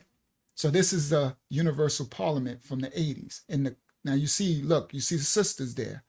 See the sisters? You see sisters, men, women crowded in for knowledge of self. This right here is an image. See that universal flag? That's what we say the word peace. Positive expansion across cities everywhere. So Brooklyn, Manhattan was known as Mecca. Brooklyn was known as Medina. The Bronx was known as Pelon. Queens was known as the desert or oasis. That's why DJ Clue back in the 90s had a crew called Desert Storm. So if you ever hear people from Queens back in the early hip hop talk about the desert, they'll say it in their rap. Brooklyn was Medina. Harlem was Mecca. Staten Island was known as Savior's Island. And Long Island was known as Lord's Island. And then you have New Rochelle was known as Nauru. So for those who listen to Brand Nubian, Lord Jamar and them back there's Brand Nubian, they say Nauru. When they be saying Nauru, they from New Rochelle. Master Victory is known as Mount Vernon, where the Locks is from and all that. Okay? And then it goes on. These are all these places. So these are the names of the places. We renamed our places where we lived. Okay? All right. Just give me y'all a little history. All right? So it says, it says, the number of gods since 1987, the teachings of the 5% nation of gods on earth encourage human intelligence. It says schools of black thought have often been deemed pseudo. However, black consciousness has a history of rising the intellect of the black mind. And look what it got. Psalms 82:6, and then it got John 10:34. All right, I think that was my last little image. All right, this is another one. So this is an actual flyer. But this is now, they still got this going on. It says the nation of gods and earth's question and answer. It says, peace, you're invited out to an evening with the nation of gods and earth as we celebrate 50 golden years of community involvement. Come out and meet the panel of regional representatives. I think this is in Fort Worth, Texas, because now it then spread all over the world. It's in D.C., it's everywhere. And you see they got the universal flag, and that's Clarence 13X Smith. That's another picture of him. Just, it's still going. Community involvement, because we were involved in the community. That's an image of a universal gathering. See, people in suit and ties, right? And I think I got another image. There we go. It's the last one. Look, these are the sisters. This is the 80s. You see those sisters? They got sheepskins on. See that sheepskin? But look what the sisters got on their heads. Listen, guys, in the awakening, their head is covered. I know y'all didn't know that. Yes, the sisters had their head covered. See? And they wore 3/4 culture, meaning they didn't show their bodies. They covered themselves. Their skirts came down, 3/4 of their body was covered, like the 3/4 of the earth's surface is covered with water. The earth, what we call our earths, which is the women, 3/4 of their surface was covered. 3/4. So you only going to see parts of the bottom of their legs and parts of their neck. You ain't going to see nobody. And their heads was covered, wrapped. That's the 80s right there. Y'all seen an actual picture with sheepskins. There was no makeup. There was no weaves. There was no fake eyelashes, no fake nothing. Now y'all see why they destroyed it. And it's the image of Clarence Giles when he brought the nation to us in the 60s. That's him in the 60s. He was a real honorable man, guys. He was very, very honorable. That's another sister. Look, see her head covered with the baby in her arm? Yes, their heads were wrapped. All right, this was, I guess, a flyer or something that they made. All right, so this was, all right, that's what's the name. That's Zed. So that was the last image. So now the reason why Jay-Z put this back then, this flag on his chain, he was showing homage to what this man here, Clarence 13X Smith, and the reason why he had the X like Malcolm X. See, the X was unknown before he got his name. So they took the slave master, what some of them we thought was a slave master's name, but now I know a little better. But we took the slave master's name and put an X as unknown until you get your name to come in the name of the Most High, of your God, whatever you serve, your Allah. And so his later Clarence 13X became Father Allah. And Malcolm X became El Hajj Malik Shabazz. So that's why I said it's an homage. So when you heard those rappers in those songs, it was an homage. Big Daddy Kane was righteous. Even Busta Rhymes, his name is Taheem. Big Daddy Kane's name is actually King Asiatic. So all of us were righteous back then, nation of gods and earth. All right, that's the history of it. All right, now, with that, I thought I was going to get right into the story, but I guess not. Now, let me get started with where I'm going. So, last week I left off, I told a story of when I took a L, I took a loss. And that was from Rosh Allah, which was a God body, and Armel and them, and those Freeport dudes. And what happened to me after that, after I took that loss, I took that L, it changed me. It made me darker. Remember in the story, I said that I was going to shoot Jeff. That's Big Head Jeff from Bismarcky, my friend, because they was talking about me, what happened to me in the White Castle, and disrespecting when that shouldn't have happened. And I was hurt, and I'm glad the Most High stopped me, because I probably might have ended up taking his life by accident, but I was going to shoot him up to make a statement. And I said last week, I said everybody would have been mad at me for that, because, everybody liked Jeff, like a lot of people liked me. And he had no idea. And guess what I found out today, guys? I found out from that story from last week, it was something on Facebook. Let me see if I could find it. Did I save it into this folder? That would be cool if it's in this folder, because I wasn't planning on bringing it out right now. But it fits the story. It would be, did I save it? Please let me save it in this folder. No, I didn't. I don't know where it's at then. I don't know where it's at. So anyway, on his Facebook, he's in the school board. So Jeff has been running for Hempstead School Board trustee, and he does programs with helping the kids, the children. And I'm like, wow. First of all, I'm proud of him. I'm glad he's doing something to help the children and help the community. So right now he's got a voting campaign, just like vote for him, vote Roe B and stuff like that. And I saved it. I was going to show it, but I don't know where I put it. I don't know what folder I put it in. So, because I didn't know I was going to talk about this tonight. So when I saw that he just posted it, I was like, oh my goodness. And the Most High showed me I could have ended up taking his life by accident, because I wasn't going to try to kill him, but I was definitely going to load him up with bullets, more than one. I already knew. I knew in my mind what I was going to do. I knew it was going to be at least 4 or 5 bullets I was going to pump into him. And he probably would have, I wasn't thinking like that though. See, that's when we're in our darkness and our error. We don't think of the repercussions of our actions.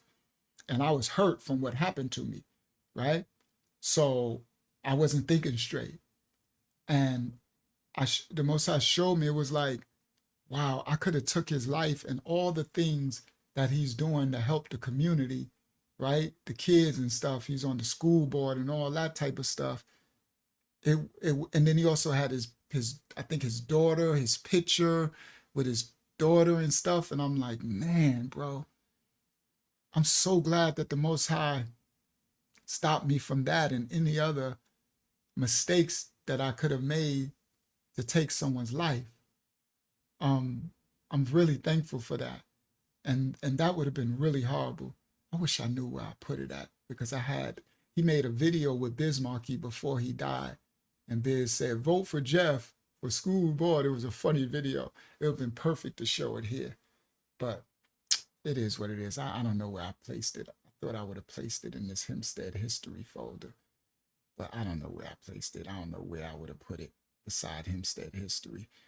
That's where I should have put it. That would have been a smart place to put it. It definitely shouldn't be in no ancient history and all my teachings. And that should be the only place. Hempstead history, unless I put it in my upbringing. Let me try that. Let me put it in my life, because that would probably be my life picks. Let's see. If it's not there, then I'm move on. Let's look. Come on. If I was smart, I put it there. Scroll to the bottom. Nope, it's not there, because I wasn't smart. I don't know where I put it. So anyway, let's get started. So now, I wanted to say that because last week's story, I meant to end it with that and let y'all know that after that, I got really dark. Meaning after that I took that loss to that big dude from Freeport, and I was embarrassed and I was really hurt. Like my ribs and stuff was almost broken. And it took me a while. I stayed in the house to heal, right? A while. And I was still kind of traumatized. I was embarrassed what happened. And then when I went to go I was going to try to shoot Jeff at that White Castle, and all the police was there. And then my boy, we finally turned around. I went back home. And when I got back home, I stayed in for months because I couldn't even like inhale. I couldn't breathe and stuff. I was like, my body had to heal. I got darker. When I came out of the house again, that's when I started carrying 2 guns. That's when I started toting 2 techs. And my song, I tote 2 techs when I'm in irony of the streets. Then go beat Lex and tell him why I'm in all this heat. It seems to be a thing that we're born within this ghetto. A hot jump shot, a book of rhymes, all this metal. The gun. My song, living the ghetto life. That's when I started carrying 2 guns. One wasn't enough. I got really dark after that, because it felt like if Rashallah didn't step in to help me, they could have hurt me really bad, because nobody really stepped up to help me. So I turned really dark, and I vowed from then. I've now broken that vow, but when that happened, when my body healed and I came back out like, you'll never catch me without a gun. I think from then on, and that's why every time I got locked up, I had a gun charge too, because I started toting 2 guns. I was a 2 gun. I kept 2. You would not catch me. I felt like I will never be caught out there like that again. Ever. And from then on, I turned dark. It was like I would shoot anybody. I'm gonna, like, if I felt threatened, I felt like if I felt threat, then you're gonna get blasted. And I wanted to explain that part, because that's how I should have ended it with that, because stories that come after that, this is when I always was having the 2 guns. And if y'all see my stories from 92, when I was on my block, all the shooting and how crazy, that's why I was shooting at Freeport like that. So the stories at the beginning of the channel, when they said they came and get me, when they remember the story on my this channel said they almost caught me at the phone booth, caught me slipping. That was dudes from Freeport. Now, they didn't know that I had a vendetta against them. And I was looking, I started to look for that big dude. I meant to bring that out too. Don't think I was just going to try to pump up Jeff with bullets and wasn't going to. Now, I was respecting what Rashala said, but it couldn't. I was scarred mentally. And later we used to go in Freeport looking for him. But I have found out this. I should have ended the story with this, but I forgot after it ended. I said, oh, I forgot to end the story to let them know what happened. Later, I found out that that big dude, he got locked up. I think I said it in the story for like 30 years or something like that. But before that, I was looking for him after a while because I was respecting what Rashala did. And I was like, nah, but then it got to me and I would, we would get high smoking weed and I would just like, when you go through some traumatic events like that, it scar you mentally and spiritually. So I was scarred. So I would stress out and I'm like, come on. They're like, where we going? We're going to Freeport. And I would drive through Freeport and be looking if I could see him. I'm glad I never seen him. Because if I would have ever seen him, I would have dumped on him. I probably definitely would have killed him by accident.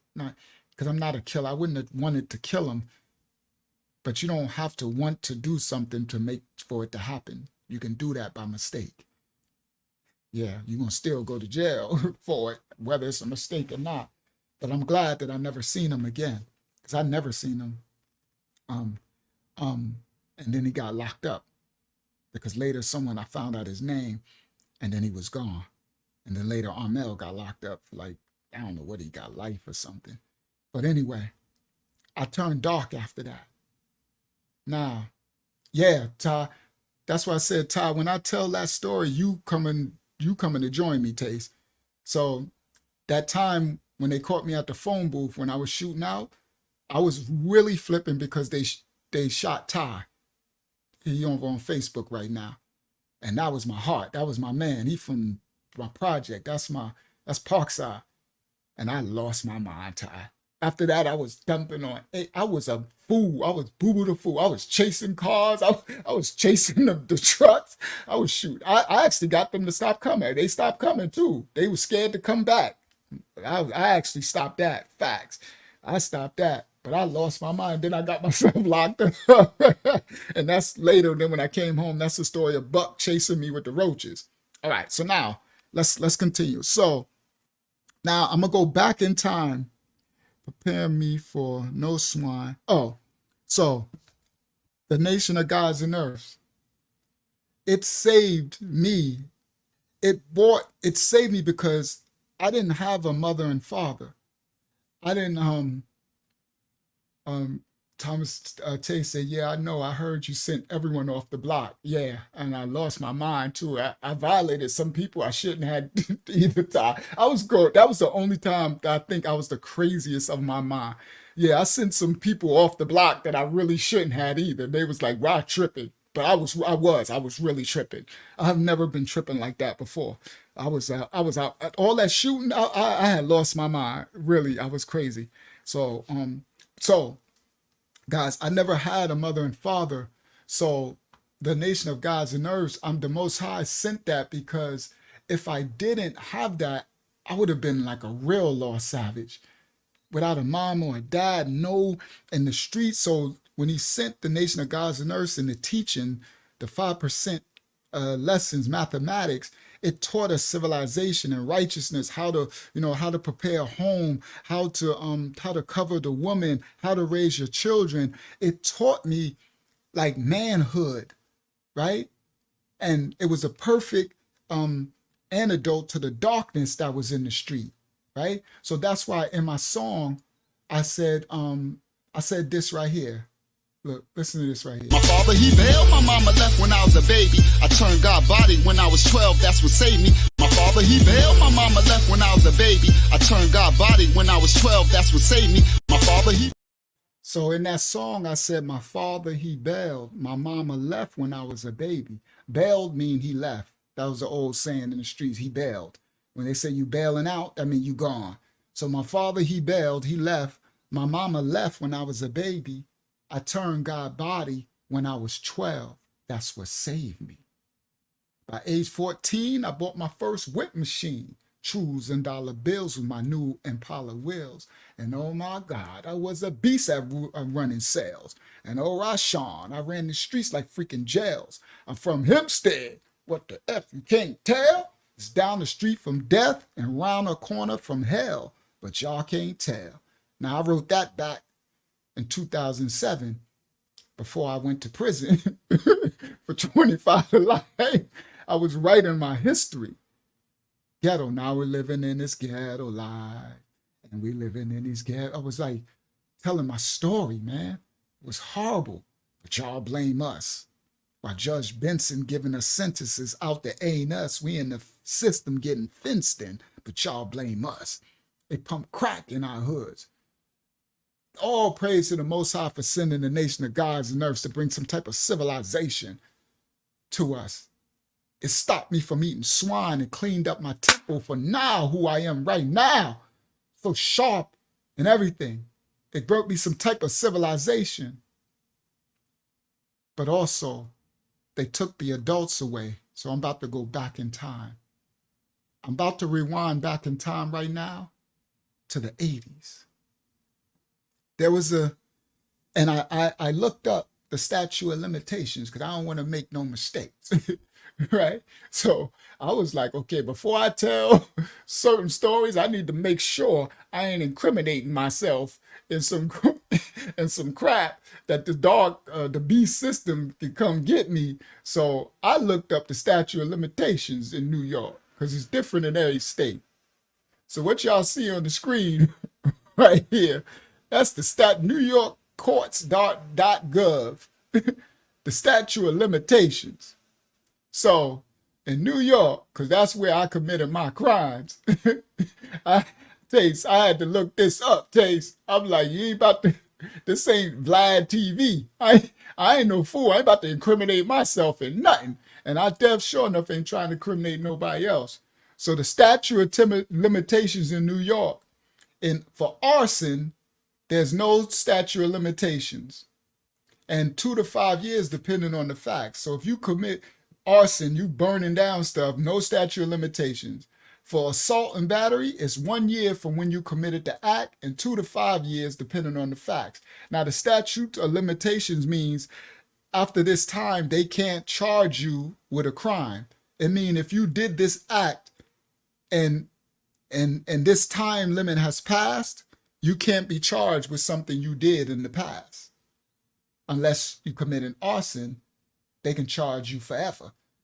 So if anybody ever burned down something, committed arson, I bequeath you not to go on YouTube and Instagram and Facebook talking about you did an arson thing, and because they can come and charge you with that right now. I don't care if you're 50 years old, there's no statute of limitations. That's what that means, guys. So for burglary, this is what I had to look up because I'm about to tell a story of burglary tonight. And I was like, hold up. Before I incriminate myself and say something that I did, even though this was back in the 80s, right? Or the early, I think this was this the 80s I'm talking about right now. I'm like, I need to make sure there's no statute of limitations. There is a statute of limitations, meaning that I can't be charged for that, right? So now, shout out to Unique, self-preservation, all right? So now, he says, self-preservation, who you are mentally and physically. Islam saved our life. Word is born. Peace, King. Yes. Yes, the Most High sent it to save us, and it sure enough did. And that's why I always give honor and respect to my elder, Clarence 13X Smith, known as Father Allah, who's passed on, and he was righteous. One day I might tell his story. He was righteous always. He was an honorable man. Honor, a righteous man. And I'm thankful that the Most High sent our ancestor to give me knowledge of self. So now, I looked up burglary because I'm about to tell a story, right? And it says the statute of limitations in New York for who committed a burglary is 2 to 5 years, depending on the facts. Well, the facts that I'm going to say, it ain't that bad. So I'm good.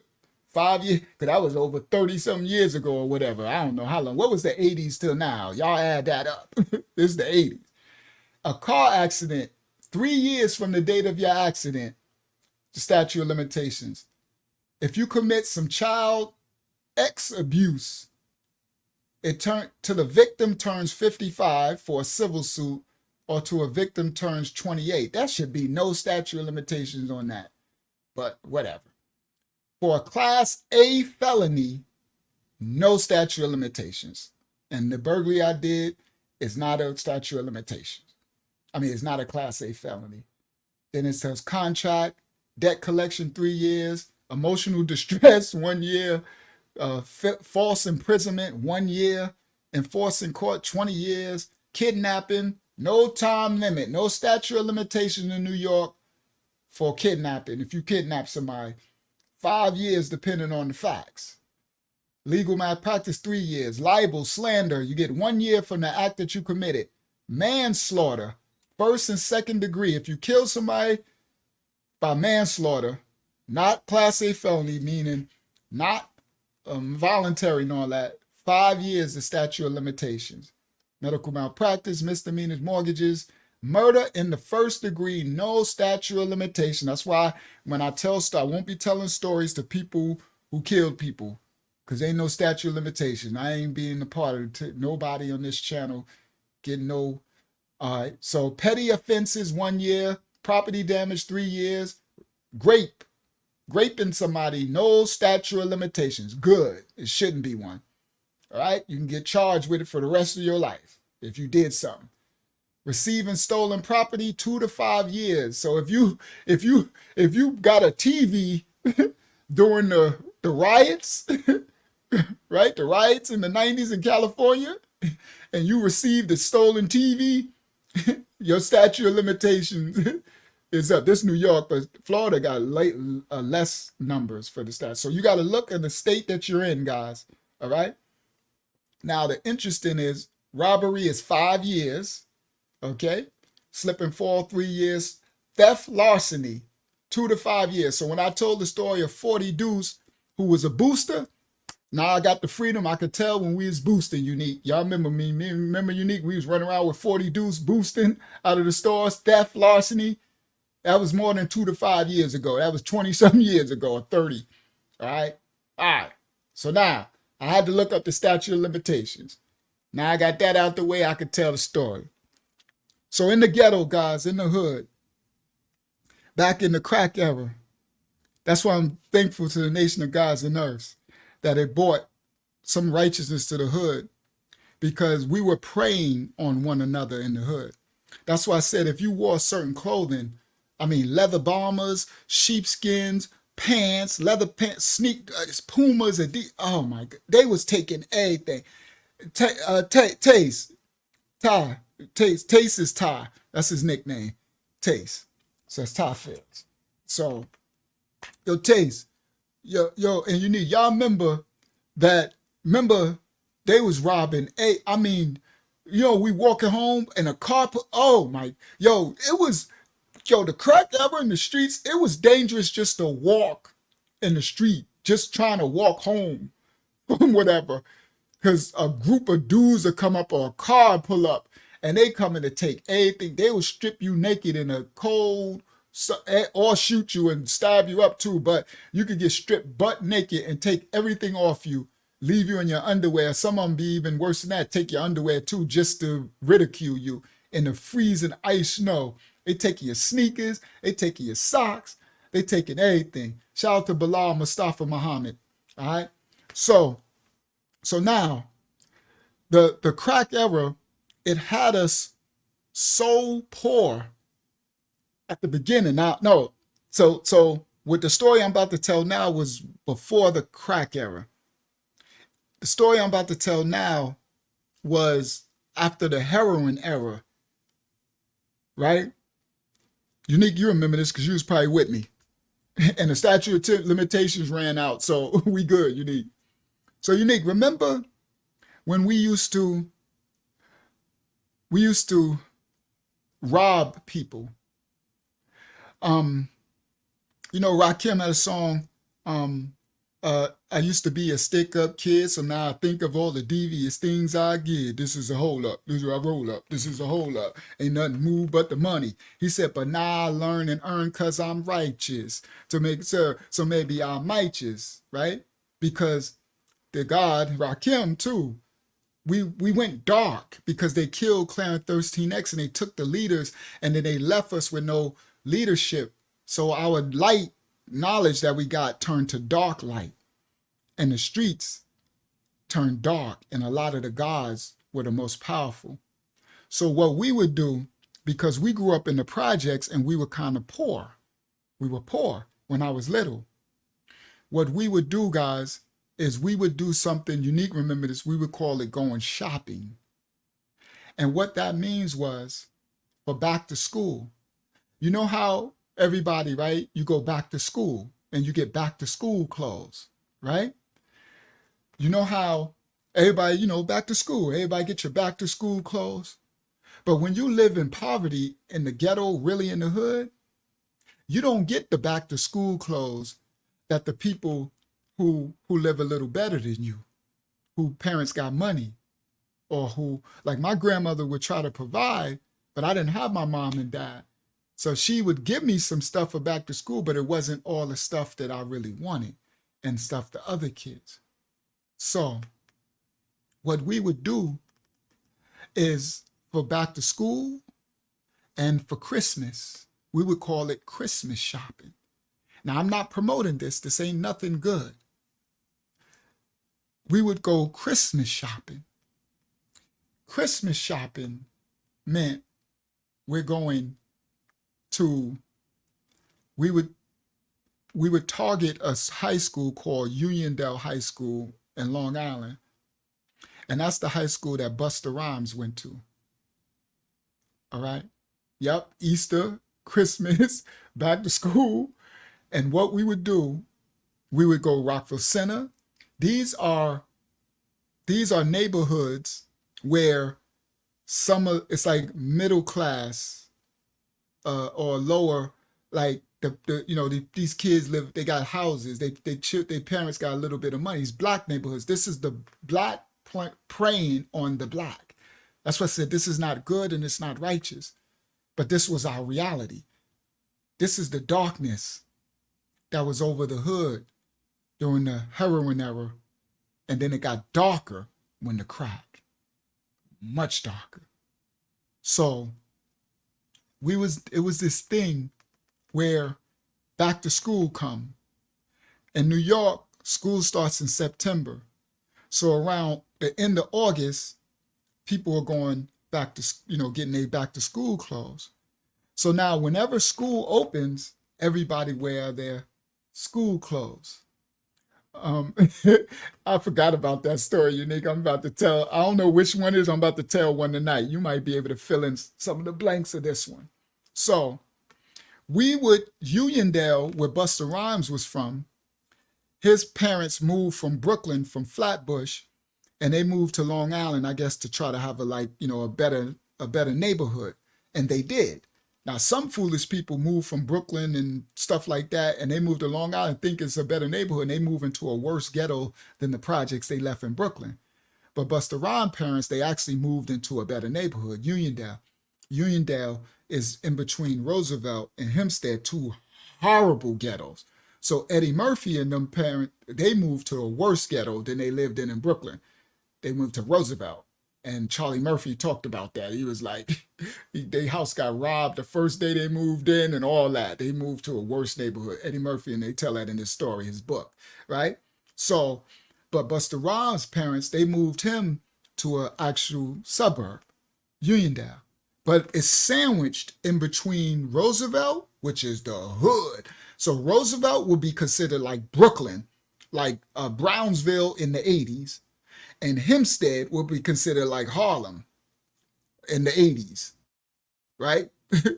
Yellow Top Crew and the lynch mob, and not Ice Cube. I'm talking about those who know these stories, the crack era stories, right? The street stories, right? Rich and Alpo and all that type stuff, right? Those in Strong Island. That's how Roosevelt and Hempstead was back then. So if you moving somewhere, you don't know where you moving. So because Uniondale is sandwiched in between two dangerous ghettos, they were getting preyed upon from the youth in the ghettos because they had nice houses and they would have nice clothes, leather bombers and sheepskins and Pumas and Adidas, and because their parents had, they were, well, we all should have been functional, but the system pushed poverty, and wherever there's poverty and degradation, there's going to be crime, right? So here we are, we in the 80s, the early 80s, and for back to school, we would posse up. We was a crew. We would posse up, and our crew, before it was Campbell Park, it wasn't Parkside Projects back then. We didn't name it Parkside yet, but we were Parkside. And we would posse up, and we would go shopping. We called it shopping. And what that mean was a gang of us, maybe 20 of us, in a crew, we going to Uniondale High School, and we're going to take whatever we want from whoever we want. We taking leather bombers, sheepskins, leather pants, sneakers, Clarks, we suede fronts, you taking, and we would take it so that we can go to school. It was school shopping. Now we can go to school in Hempstead High School with a nice leather bomber, but we didn't buy it. I repent for all my transgressions that I did. Now I looked up the statute of limitations, and it definitely ran out for these crimes. And any other crimes I talk about, I did times for those that we committed. All right. So now we had, as any people doing crime, we had assistants. So in Uniondale, the city, in Strong Island, where Busta Rhymes is from,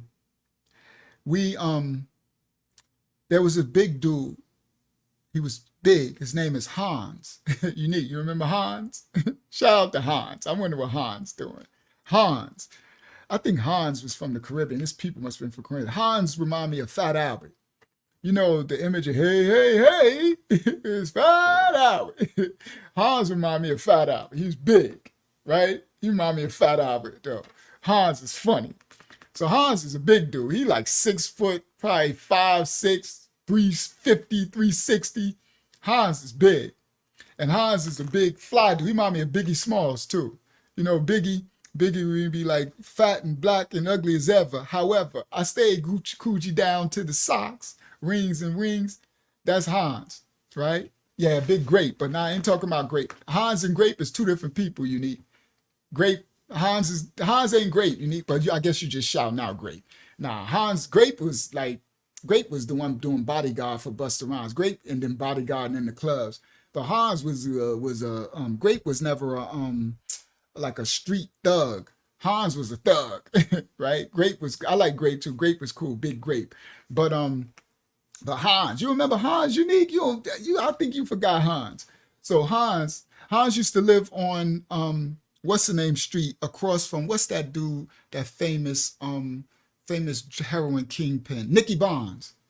So Nicky Bonds had a house. I'm gonna tell his story on there.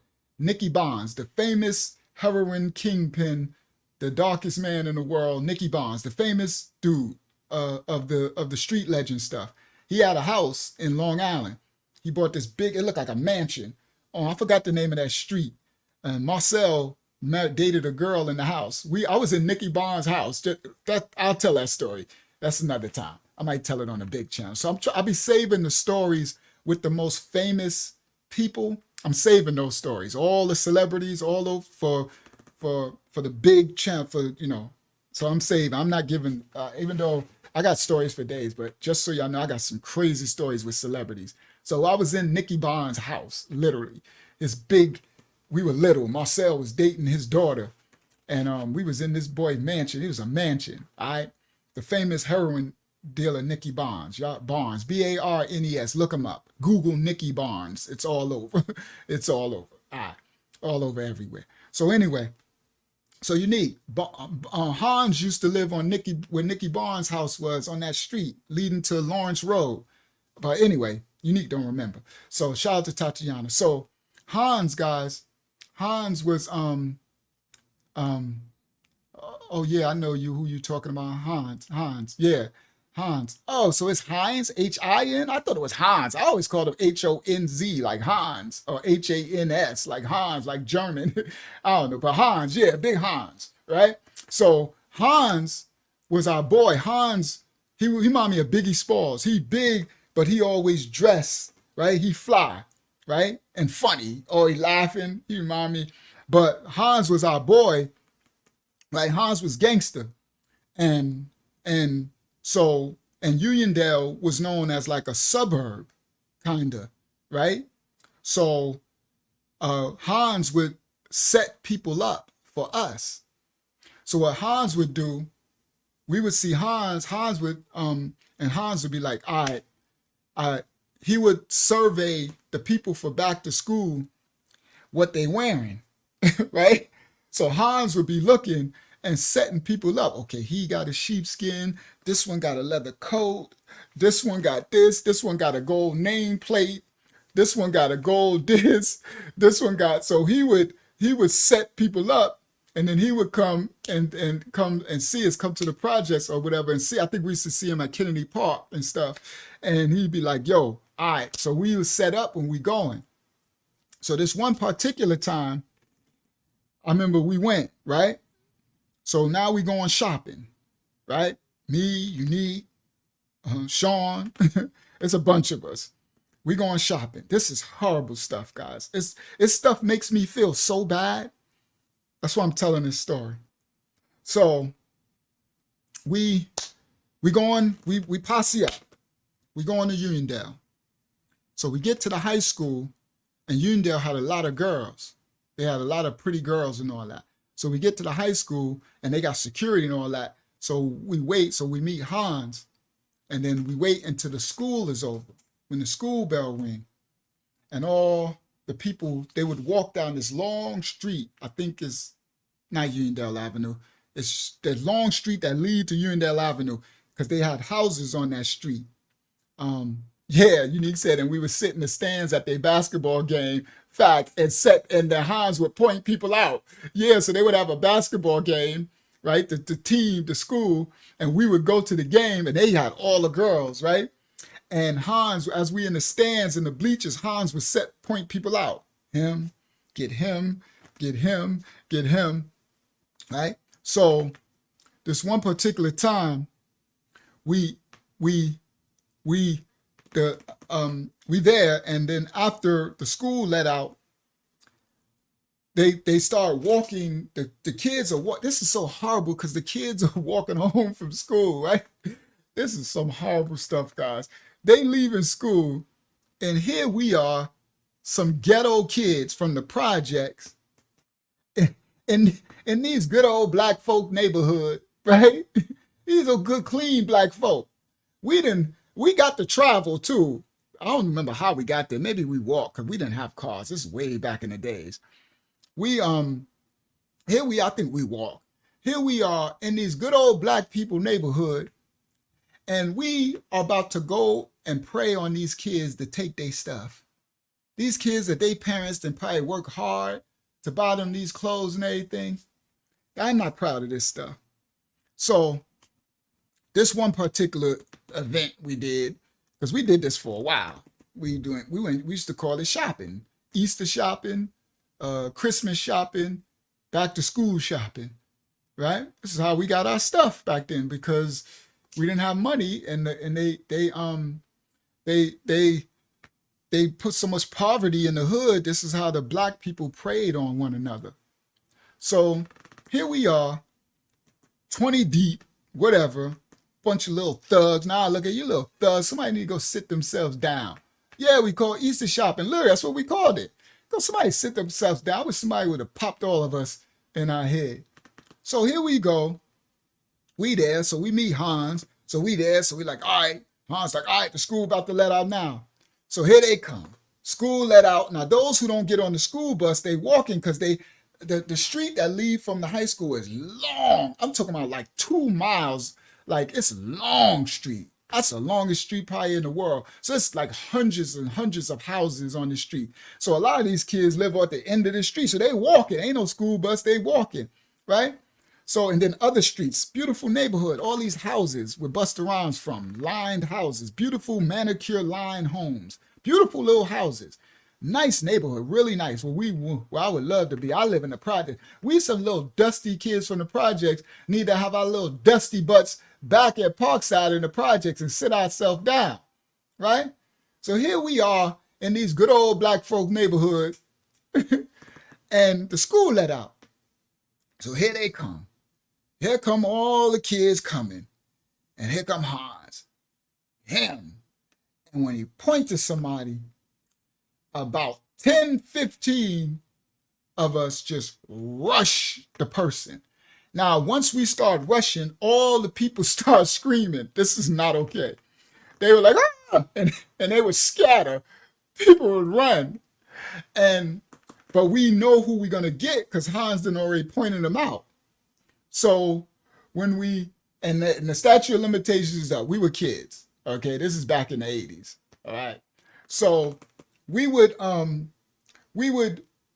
when he would point them out, everybody starts scattering because they know what this is, right? It's like the bad kids are here, the hipster kids are here. Oh, K1 was the illest of them all. Little K1. Oh my. K1 is a mess. And K1 was from Uniondale too. And that's how we started really messing with K1 like that, right? Little K1. R.I.P. K1. K1 was a mess. That was the story when I was in the projects fighting that dude for Lil K1. Me and him used to be guys riding on the bike trying to beat up other guards. Horrible. Trying to bomb them so they don't know their lessons and beat them up. So anyway, so I remember this one particular story that I'm telling. So we like, get them. So we start running. So the people start scattering. So I remember this one story. And so let me tell this one before I tell the one I'm about to tell. So this one time it happened. This is funny. This one time it happened. They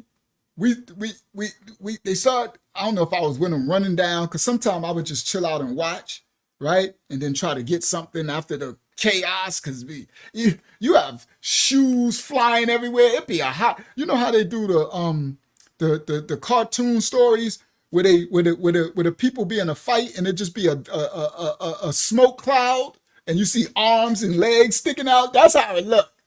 A smoke cloud just bang, bang, bang, and legs and shoes flying out. So you'll have shoes and stuff flying out of the crowd because it'd be like, it's hilarious. It's not okay though. It's dark stuff, but that's exactly what it looked like. So I used to stay back sometime because things would come flying out of the big cloud, the dust cloud, and I grab a shoe, right? You could get a coat, like you get a chain come flying out, like literally out of all the mess, right?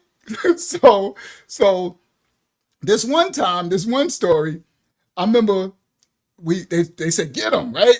And they went to go, right? And the people were scattered. They got their book bags and stuff, right? Because it's like, you see, that's how Brooklyn used to do. Brooklyn was known for that. Brooklyn would come a posse of 60 deep, wherever you could be at, and they would just attack everybody. It's horrible, bro. The 80s was crazy, right? It was crazy. So this is Strong Island. That's what I said. Y'all thought Strong Island was a suburb. You come out there, you get yourself, you gonna go home in the bag.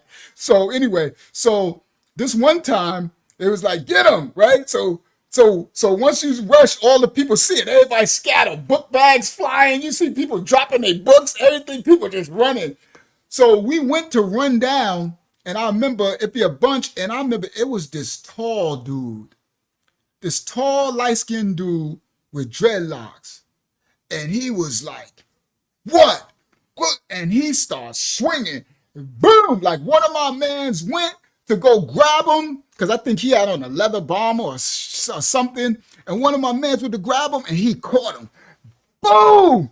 And I was like, oh, whoa, that punch.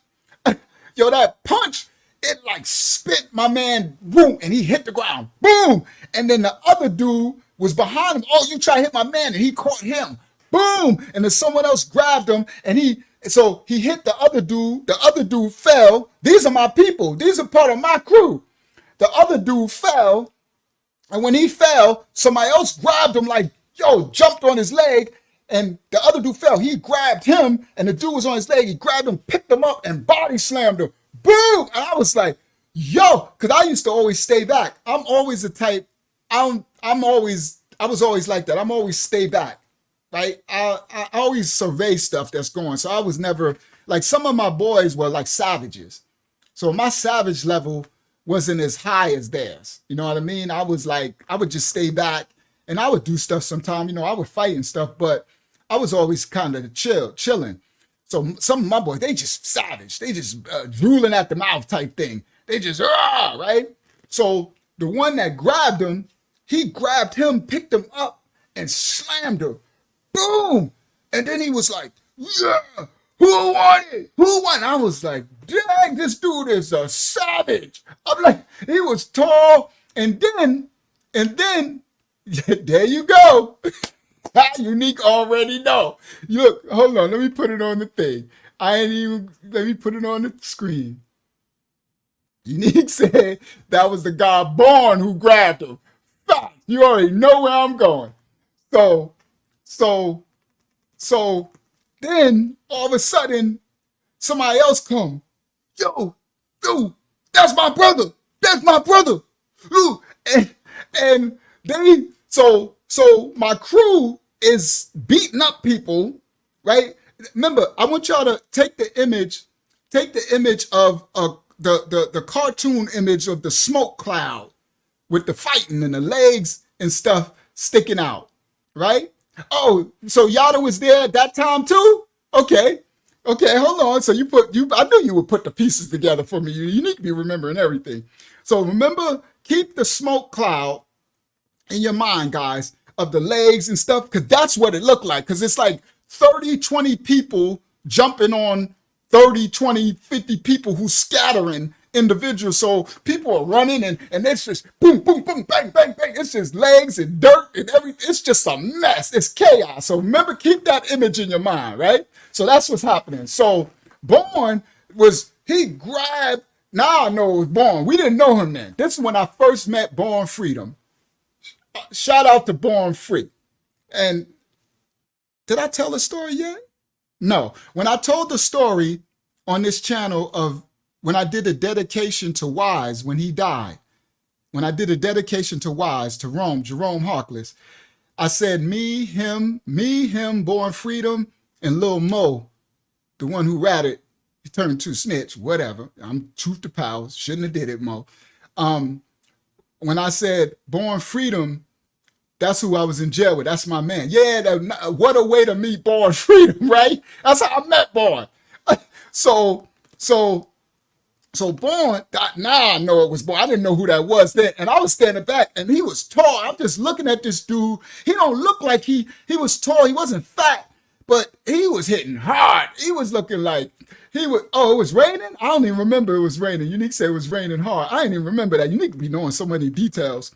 So so Born slammed the dude, and then Born was like, come on. Whoa. He was crazy. I just remember looking like, this dude is crazy. He was like, come on. And then he like, boom, boom. So he fight, and then all of a sudden, here comes that's my brother. So it's another dude. And this is now, I learned now, that's the guy Sincere. His little brother, but his big little brother, right? His little brother, but that's Sin. So Sincere. So now I don't know this. So this other dude come up, that's my brother. And then, so that's how we met. I didn't know, I didn't remember that. So then Sincere come up and he started jumping into the cloud smoke, right? The smoke. So Born was over there. So Sincere jumped in. Boom, boom, boom. So he jumped in the crowd smoke, and then Kenyatta. I would have forgot Kenyatta, Unique. Thank you for letting me remember Kenyatta. So I think Kenyatta was with Born. That was Born man. And Kenyatta came in and started fighting with Born. And and Sin was there too. And they were scrapping. It was three of them. Sin was over here, Bourne was here, and Kenyatta was there, and they was going in. It was like they was fighting like 10, 20 people, but they was putting it in. And I just remember like I was like impressed, right? Because I'm like, dang, bro, them dude, they're hard. I was impressed by how much heart, like in the midst of all these arms and legs, and they was just like, getting punched, but punching. It was like, it was official. They was putting it in. So then I remember they stood their ground, right? So I remember Hans, that's when Hans was like, no. Hans was like, no, not them. Not them. That's the wrong ones.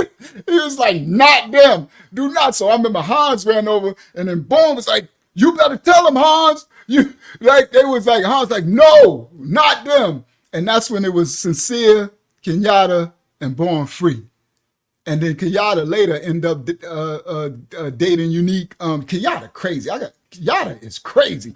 Kenyatta ended up dating Unique sister, Michelle.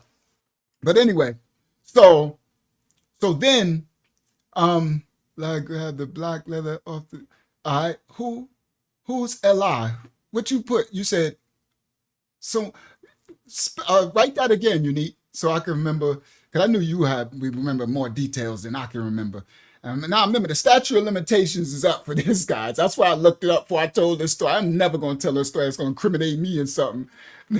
All right. So now, so they was like, no. So now the cloud of smoke, the fighting, it's going around them, and they stand there because they still at it, taking. So Hans is there with them. So I don't remember how, but the smoke is going on. So then they fighting, and then I guess Unique said something grabbed the black leather bomber off the dude and ran. I don't know what you wrote. You put Li or somebody, right? So anyway, so it finished, right? They got what they got, taking off and peeped in it. So then we started talking. That's when Hans like, yo, this is Born Freedom. This is the guy Born. So then we met Born. That's how I met Born Freedom, Sincere, and Yada. And we started all walking up the street now. Well, it's over now, right? It's over. Everybody done ran, and we picking up, you'll get a gold chain here. You get a sneakers over here, a coat, like you got stuff people picking up. So we walking up the street. So that's how I met them, right? So now, another story. That's how I met Boy Freedom. Another story, we did it because we did this all the time. We went Christmas shopping, Easter shopping. It just was a dark reality. I'm not proud of it, and I'm not promoting it. I'm just telling the testimony of the things that I did in my life, dark and light, and I'm not proud of this. It is not okay. It's preying on people, your own people, innocent people, period. You're not supposed to do negative things. You know what I mean? You're not. That crack era, that the society we grew up in was vicious. It was kill or be killed. The weak, the strong survive, the weak perish, type of thing, right? So another story, and I don't know when this was. We coming from a basketball game or whatever, but we going there, and this one stuck with me because I never did it again after this. So. We was going again, right? Going shopping. I don't know. I think it was back to school shopping, if I remember correctly for this. And we called it that. We literally called it that, right? And we'll go to Roosevelt, Freeport too, but Uniondale, they had more money. Uniondale people, they had nice houses. You go to Roosevelt, they might have a coat worse than yours. You know what I mean? You like, man, this dude coat got holes in it. So anyway, so we went shopping again, back to school. And same thing, and it was like, all right, so it was like him. So we get him, right? So we went, and I remember it was this one dude. He was short, he was light-skinned, and he had on a sheepskin. And Unique said one time it happened, guys, and he got a shoe, and I got the other shoe. Like, because that's what said you get a shoe. So he said I got a shoe like a sneaker, and he got one, and I had the other one. And I remember we shared the sneakers. So sometime he would wear the sneakers, and then sometime I would wear the sneakers. And me and Unique, we start sharing our stuff after that anytime. But that's what he wrote in the chat. He said, remember, I got a shoe and you got a shoe. I remember because I was looking, I'm like, I only got one shoe. And I'm looking for, yeah, thank you, Tawana. She said, you are still here to tell it and to repent. Exactly, Tawana. Shout out to my sister Tawana in the building. I'm like, yes, I repent for all this stupid stuff, man. It's not okay. All right. So this one time, right, this is what made me, it woke me, I stopped. So we ran down on them. Everybody, ran. So we run down on a bunch, and then you catch who you could catch because people be running. And it was a wallabies. Oh, that's what we got. It was wallabies. He said it was a wallaby. So I got one wallaby. You got the other wallaby. So Unique said, me and K1's brother stuck the cat with the black leather bomber and took the jacket and ran to the bus stop on Uniondale Avenue because the police was coming. Oh, okay. That's what you meant. You and K1 brother. All right. So again, I know it might, that's not okay. Just guys, it's not okay. All right. So I know he's just saying that's what we did. It's not okay. Unique not like that now. He's not, we weren't even that. I mean, it's the environment and society, man. That's why I said, that's why they did that experiment that I did on the channel with the rats. Remember? They took the mice, and as long as the environment and they have space and room and everything's provided for, they was taking care of one another. But then when they put them in the environment on top of one another in the projects and took away the resources and everything, they started to prey on one another and kill one another. That's a project that they did on it. It's an experiment. So that's why I said that before in the other live. I was like, I'm a child of the experiment. I'm a good person. I don't do stuff like that. I don't harm people. But the experiment they did to us. So we going back to school shop. I remember this was literally back to school. So we did the thing. Here we go. Go, get them, right? So we take off and we run. The crowd, bang, here come the cloud of smoke. So I remember the dude, I'm like, this light-skinned dude with the sheepskin. I'm like, I really want that sheepskin, right? I'm like, I would look so fly in that sheepskin. So we ran down, and I remember the dude, and everybody's doing all this stuff, so they grabbed him. And I'm like, and then we had some dudes that were part of our crew that were really dangerous, dark dudes, bad. So I remember one dude pulled out a knife, and I don't know who it was. I don't remember who it was. But some of my crew, they were dark. Some of them, everybody wasn't like me. Me and Unique got heart too. We would do stuff, but we weren't dark like that, not that dark. So some dudes are just dark, man. So I remember, I don't know who it was, but he pulled out a knife, and so they were doing all this stuff, and so they had the dude, and I remember seeing the dude's face, and I wanted the coat. So I'm coming, because usually I'll stay back sometimes. Like, I really don't be all in that dirt smoke and all that stuff. But I seen that coat. I'm like, I want this coat. Because it was whoever get it, that's who get it, right? So I'm like, I want this coat. So I went into the cloud smoke, right? I went into the middle of the smoke with the bang, bang, the arms and legs, right? So now I'm in the middle of the smoke, right? I'm in the middle of the dirt cloud, and I'm keying in on the dude. And he was a light-skinned dude. He had a little afro. And when I'm looking at the coat, and I'm like, yeah. And they already had him, right? And they had already punched him. His face was red and everything. And I think he had one shoe was on. He had another shoe was on. And I remember when I got there, when I looked, I was like, yeah, I'm getting that coat. And I looked at him, and his face, it was his face. His face looked at me. And it was like, it was so sad. It was like, I don't know, God. I remember his face, and I just like stopped. And he just looked at me, and here I am. I'm coming to get this coat, right? I'm keen. I could see myself wearing it in the high school, coming with this nice sheepskin, like, and his face was just so hurt. You know, when a person just looks so hurt, it was like, why are y'all doing this to me? Like, and I remember I stopped and he was just looking at me. And I looked at him and all this stuff is going around, arms, legs, just, and it was like, it was as if everything stood still. And I'm looking at him and he just looked at me like why? And I just like, it broke my heart. Like I just sat there, looked at him. And then one of my mans, I just seen him come and he had a knife. And it was like, and I looked and I'm like, and the dude is busy looking at me. I don't know, I guess like our spirits locked in and he ain't even paying attention to what's going on. And he looking at me and my man just, and I look and I like, no. And I just like ran and like dived and I grabbed my man arm. And like, no, like, what are you doing? He was gonna stab him. And I'm like, we didn't usually like stab, like we weren't there to like stab you or shoot you or nothing. We were just taking your stuff. We'd beat you up. It was, it was not guns. It wasn't,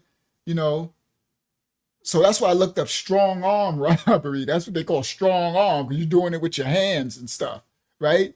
And so it wasn't like knives and guns. We wasn't, and my man was gonna stab him, and the dude wouldn't even seen it coming because he was locked in on me.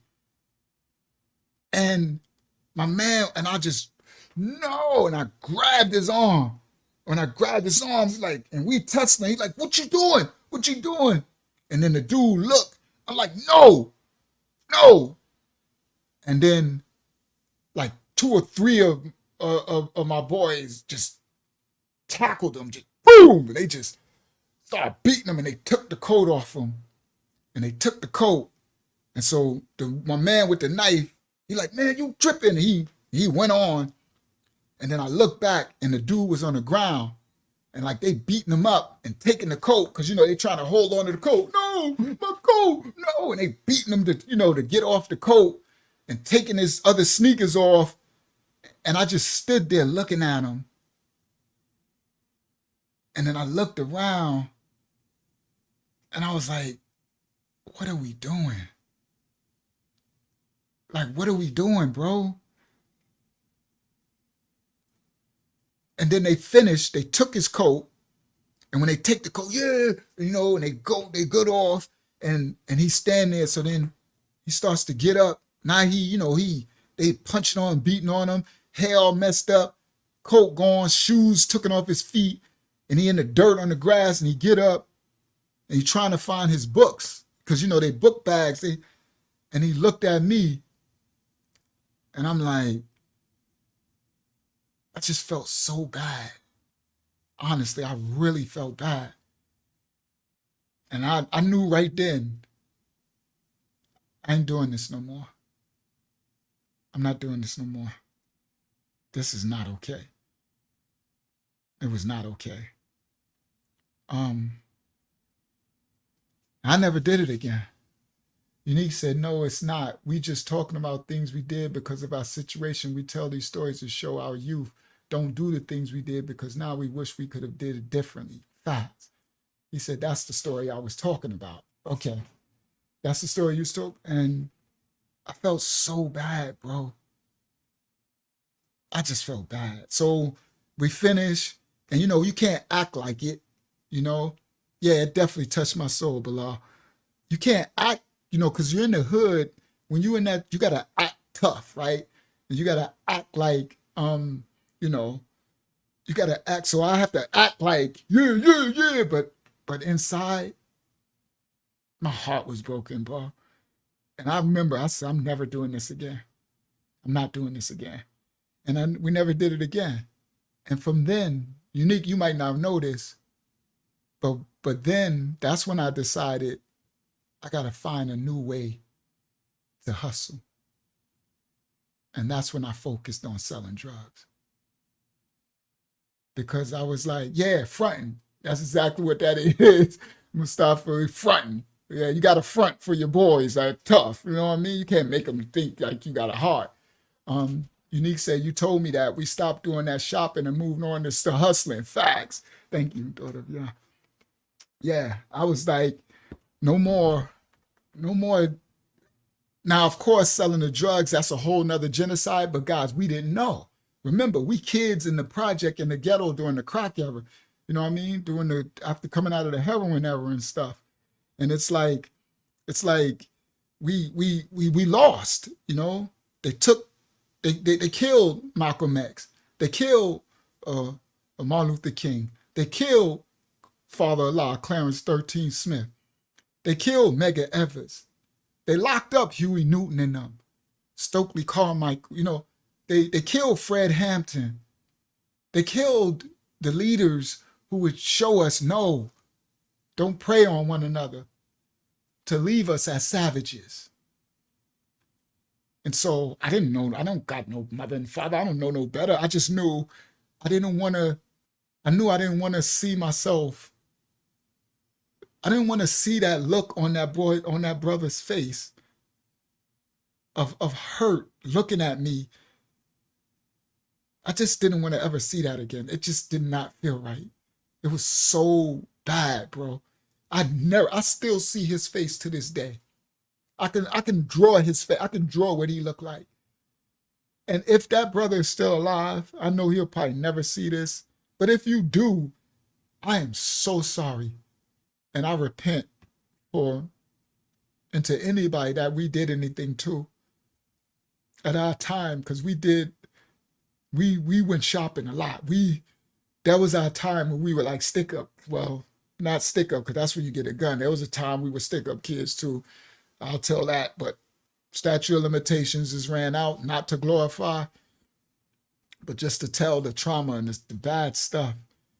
But that was a time where we would take people's stuff, bro. Take people's stuff. It's just not okay. That could never be okay. It could never be okay.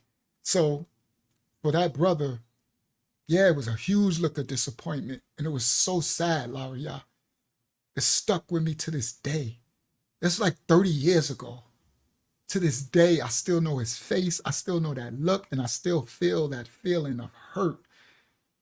And I repent to the Most High. I repent to that brother. I am so sorry. And to anyone that we ever did anything to, I'm so sorry. And I repent. Yeah, they stopped the summer jobs. Remember that? They stopped the summer jobs. They stopped everything. I forgot about that, Mustafa. We used to look forward to them summer jobs. Remember the green card? You used to have the card to get the summer job and all that. Yeah, they used to have a thing, guys. They used to get us jobs for the summer. And that's how we would make the money to try to get our back to school clothes and stuff. When your parents don't really got money, when you were living in poverty in the hood.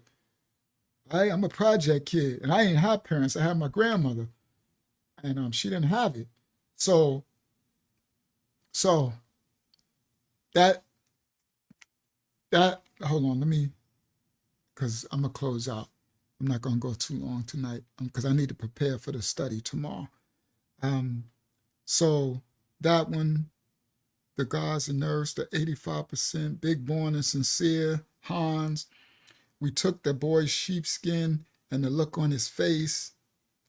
Ask Google, is there a statute of limitations on strong arm robbery? That's what I wrote myself. I said, ask Google, is there a limit? Before I tell this story, I needed to ask Google. I am not Stupio. This is not Vlad TV. I am not Boo the Fool. I ask Google. All right. And then me, I'll tell that story another time. I don't have to tell that tonight. I had another story to tell.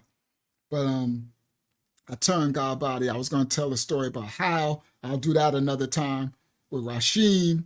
Shout out to Rashim from Martin Luther King Drive, Roderick Jenkins, who became the God Rashim. So I used the God Rashim to find out, how do I get knowledge of self? Because they were speaking, they were in this cipher, this circle, and the things they were speaking, the Asiatic black man, the civilization, and the 200,000 or 19 years ago, and Musa, and the sun and the moon having this attractive powers at this planet, and you know, the circumference of the planet Earth is 24,096 square. I'm like, how, what is that? I needs all parts of that. I need to know. And I remember Roderick Jenkins, had got knowledge of self. And that's when Allah education. There we go. Let me close out with this. So Allah education was an older brother, and they came from Queens, from the desert. They used to call Queens the desert. So I guess their parents had money. So they lived over by Terrace Avenue, but they were rich. Like they were a black family. I guess Allah education and Raleigh, their parents in Queens, their father, I think he owned a business. Like he was a corporate, like they was probably million, because they had a house in like the rich white people neighborhood. Yeah, right at the end of the rich white people, Garden City, but the part that's starting to lead, they were smart enough not to go deep into the rich white people neighborhood. But they had this big, like, it's like a house, a rich house, like rich for us in the hood. So their parents had paper, right? So I guess their parents moved from Queens to Long Island to that big house. And so they went to Hempstead High School. So when Allah education came, he came with knowledge of self. Okay. So his temperament, he was always teaching. This is one of the stories that I finally get to tell someone who was never a thug. He wasn't negative. Oh, Unique said, Raleigh asked about you weeks ago. Oh, you still see Raleigh? I know that he's still in Hempstead. That was my enlightener. Tell him, if you ever see him again, Unique, tell him I talked about him on this story. And tell him, and Unique said, so everybody, the story when I was in Brooklyn at Empire Roller Rink, the story of Granddaddy IU that I did on St. Last channel, this for Louis V, where a lot of people know me in the YouTube space. When I was on St. Last channel telling the stories with me and Granddaddy IU with all them Brooklyn thugs when they had us surrounded, that story, right? It's on this channel too. It's the Granddaddy IU, Queen Latifah, Tupac on this channel. Look at that video. It's me on St. Last telling it over the phone. But that story, Unique told me Raleigh, my enlightener, y'all let me know if y'all can hear if my mic mess up, because I think I heard something mess up. Let me know if the mic mess up. But Unique said Raleigh, now I didn't know this. He said Raleigh was working in Brooklyn. Now listen to this, guys. This is the Most High. This is the Most High. My enlightener, Raleigh, from high school, from when I was like 12 years old, because I got knowledge of self at 12 years old. Thank you, guys. He was working in Brooklyn. He had a job. He was working in Brooklyn as a security guard. And it was at something across the street from the Empire Roller Rink in Brooklyn, right? Now, we was, he said, you'll tell him, you said peace. All right, thank you, Unique. I didn't know this. So that story that I said when they had me surrounded, me, IU and us surrounded, and Crisco pulled out that little revolver, and they pulled out 9,000 guns. They had us surrounded. And that story, remember I said the police came, and I was like, listen, it's time to get my car I got to get out of here. And Dow went through go, stop, because the police drove up, and the police was looking, and they was going to pull off. And I knew if they would have, we were dead. It was 9,000 guns. Like, them Brooklyn boys would have killed us. And I had on the two thick herringbones. And I said, that's the picture I got with me and Biz Marquis and Big Head Jeff in the Q Club. That picture. Those are the two thick herringbones. And nobody else had no goal on but that one dude, Ike Pone, the one who had the theme music. It's Ike Pone, never leave the girls alone, stick a pick up by the pone. This dude. He was the light-skinned dude from this dude. And then later somebody in the comment section said he's from Fort Greene. He was a kingpin dude from Fort Greene, Brooklyn. Right? So the Oh, Bill Blass. Unique, I forgot about. Oh, Unique, you gotta help me. Unique, I be needing you to help me with these stories. When I told that story, I forgot about Bill Blass. So Bill Blass, not the Bill Blass from the 98 posse from Hempstead, the Bill Blass from Cool G Rap. The famous rapper, Cool G Rap and DJ Polo. Cool G Rap had a manager named Bill Blass. He's known in the music industry. He's a little short, dark, I think he's from Brooklyn or Queens. Little short black Bill Blass. He's a famous in the music industry from DJ. So if you go back to Cool G Rap, the famous rapper in Polo, Bill Blass, that's our man. He saved IU. I forgot about that. You need to be remembering everything. So anyway, let me finish this so I can go on where I was going. So Unique told me, I didn't know this. So in that situation, when the police pulled up, and I told Dial, go, and I need to go get my car because they had my car sandwiched in. They had my car boxed in, and I did the Austin Powers and banged the car in the back, and I banged the car in the front, and I banged the car in the back, and I pushed the cars up, and then I damaged that car, my bumper. I need to get out. They was gonna kill us. Y'all understand? We would have been dead. They was gonna kill us. They had all type of guns. I did the Austin Power and banged my car. I banged that car. I moved the car up in the front, and I moved the car by crashing into it back. And I had a 5-speed. So I had my car with the stick outs. We was in my little joint with the stick outs. And then I got the car out. Now, in that story, I didn't know this. No, we didn't know this. Later it came out that Raleek, my enlightener, Allah Education's little brother, was working. He from Long Island. He was working in Brooklyn at the place across the street from the Empire Roller Ring. So he seen what happened with us from across the street. I never seen him. We didn't know it. And he was a security guard, and he called the police. So when the police that pulled up, that we actually got out of it, we'd have been dead. He called it, and now this is the most high working. I ain't seen Raleek for about 10 years at that time. I was at the height of my hustling when this was 1991, when IU was the biggest rap star in the music industry, Granddaddy IU. And I was at my height.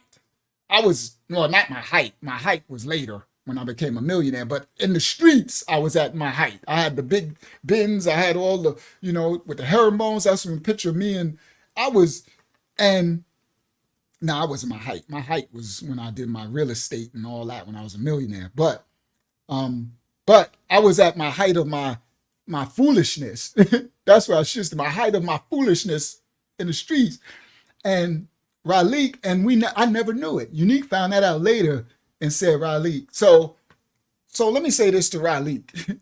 First of all, thank you for being my enlightener back when I was 12 years old and helping me get my knowledge of self and giving me the definition of my name, because I picked my name Rashawn, my attribute, right? Thank you. And thank you for saving our life too. All right? Yeah, you had the AK in the doggone trunk. It was locked in the trunk. So thank you, Nick said you had the AK 47. He did, in the trunk though, because he was coming to have beef with Tretch and didn't tell us. Tretch from Naughty by Nature, right? This music industry stuff. He got beef because he wrote the song for Queen Latifah, disrespecting Queen Latifah for what's her name? Roxanne Shante, this Granddaddy IU, this cold chilling Warner brother. And gonna come get us, tell me to come with him, come us to the party, and he doing a show at I thought he was doing a show at Empire Roller Ring, but he was going there for beef for Tretch, looking for Tretch, for the beef, Naughty by Nature Tretch. And got me there, no gun or nothing, and he got an AK-47, but it's in the trunk of the car. And they got little Crisco. Crisco got a revolver, a 38 revolver gun on him. But they got a beef and got us walking into the beef. And I don't even know. That's the worst thing you could do. If IU was alive right now, I'll say, boy, IU. I've said it then. I'm like, what is, boy, don't you ever take me into something. He didn't tell me. If he'd have told me, then we would have strapped up. If he'd have told me, we would have had guns. We think of we going to perform. I use going to perform. He going there because he got a big beef in the music industry with Tretch and Brooklyn. And so I don't know all this. And he didn't know that Brooklyn was on Tretch's side. Like, he didn't know that at that point. So the AK-47 that he brought with him, the assault rifle was in the trunk, and Crisco got a little revolver, and he pulled it out. And when he pulled it out, they pulled out 9,000 guns. It's because they surrounded us, like 30 of them around us, Brooklyn dudes in a circle surrounding us, and all these guns came out. All these guns. So anyway, I told that story. If y'all want to hear that story, it's hilarious. All right? Lariat said he was going to perform, but not the way you thought he was. I know, right? And IU crazy. IU was crazy. IU was gangster. IU was crazy. That stuff IU rapped, he was just rap. He was living the stuff he rapped, right? IU was crazy. So if y'all want to hear that story, it's one of the most funniest stories in the world. It's on the channel. It's called Queen Latifah, Tupac, Granddaddy IU Tretch, title something like that. Y'all can find it on the channel. All right. So I went into that. Now Elijahcation. Let me close out. So the knowledge itself, the nation of gods and earths, Elijahcation was very, very significant in bringing it to Hempstead, right? Because it was in other parts of Strong Island, all through the Bronx, Staten Island, Brooklyn, Medina, Mecca, Pelon, the Bronx, Lord's Island, Long Island, Savior's Island, Staten Island, the desert, Queens. So all through the boroughs and Strong Island and Staten Island. So the in our hood school, Elijahcation was paramount and setting the foundation. Now, there was other guys older than him. That's because he ain't. But for me, in the high school, he was older, and he was always building. He was like very, very calm. He's a big guy, but soft spoken, and just always intellectual. He knew his lessons, boy. Law, education, boy. He would break down. It was like him breaking down the Bible by heart and knowing it by memory and breaking down and telling you stories. So let's say this is how it was. Let's say if you know the Bible, right? And you ask somebody, how do you see Isaiah 34 and this, right? And then first of all, they quote the verse, the chapter, everything you ask them. And then they start telling you the history of Isaiah, and his cousin name was Hezekiah. And he had 3 little sisters and they did this. And these are called add-on plus lessons. Where you add on, you tell deeper definitions of the breakdown of the lesson, of the story. So he's telling you stuff like I do. That's how I am. Now I got that election in the ministry.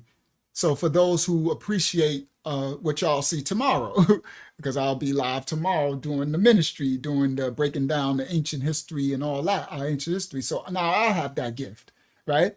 Of giving you the extra details and breaking it down. All right. Oh, Raleigh said Elijahcation is in North Carolina. All right. So he was, and I was little. I'm young. I got knowledge of self when I was 12. So I'm a little kid. I was 11 years old looking at them, right? And they were big gods, you know.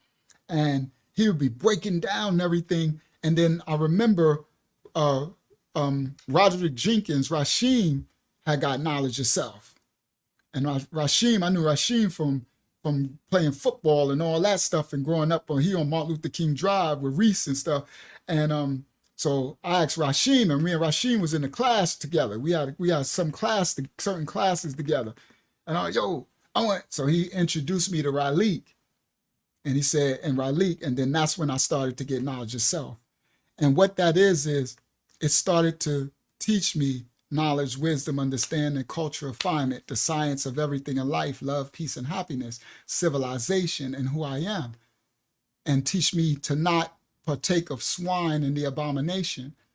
That was the cleansing of my temple to start from 12 years old and my mind. So because of it, I stopped eating pork. No pork. No more Twinkies. No more Devil Dogs. No more potato chips.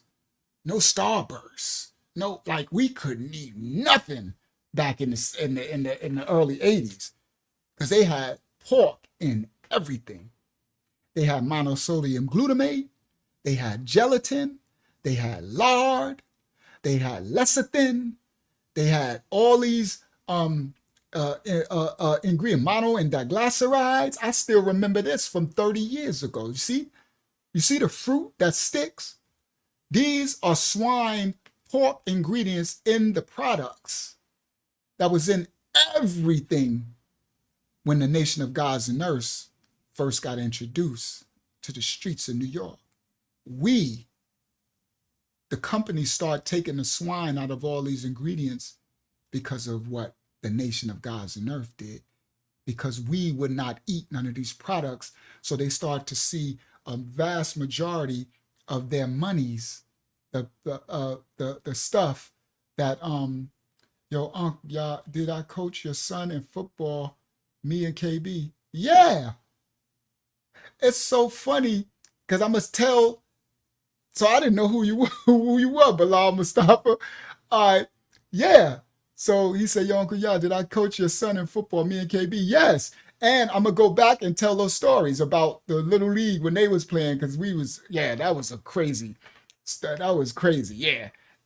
I'm definitely going back and tell those stories when them dudes was playing football, my son and them. Yeah. And my son, that's hilarious. So yeah, shout out. Salute to you, King. All right. So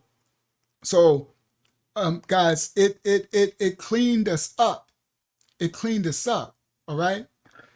Unique said, Mama and them told me, boy, you're going to starve. It taught us discipline. Yes, he said his grandma and them used to tell us because we stopped eating anything with swine. And they said, y'all going to starve, but it taught us discipline, guys. It taught me to conquer my flesh. The Most High started it at 12 years old. Now, this was a preparation for me now, 30, 40 years. I don't know how long this is from then. I don't know how. I'm 9,000 years old. Right? For me now to have a consecrated temple, look at me. That's why I look like this at this age. My temple is so purified. That's why my memory is so sharp in everything. That's why I'm able to teach the elect. That's why I'm an elect child of the Most High, because my spirit, my mind, body, and my raya, my spirit is consecrated now. My temple. But he started the cleansing back in the 80s to stop me from the swine and the abomination. That's the first step. So it taught me the discipline to be able to conquer the flesh, the diet. So as much as we love potato chips, that we have to read every ingredient before we eat a thing. So right here, I got vegan gummy bears, right? My roommates bought this stuff. I eat one of them every now and then. See that? Vegan gummy bears, right? Just that stuff. Sprouts, the farmer's market, right? Free from any artificial flavors and everything, right? So we would have to read the ingredients, right? And these say wheat syrup, right? Natural flavors colored with apple juice, pumpkin juice, spirulina extract, caramel and elderberry juice, paprika. They got pepper in there, right? Sunflower oil, carrot juice, and black carrot. What is black carrot juice? They got black carrots? That's new. Okay.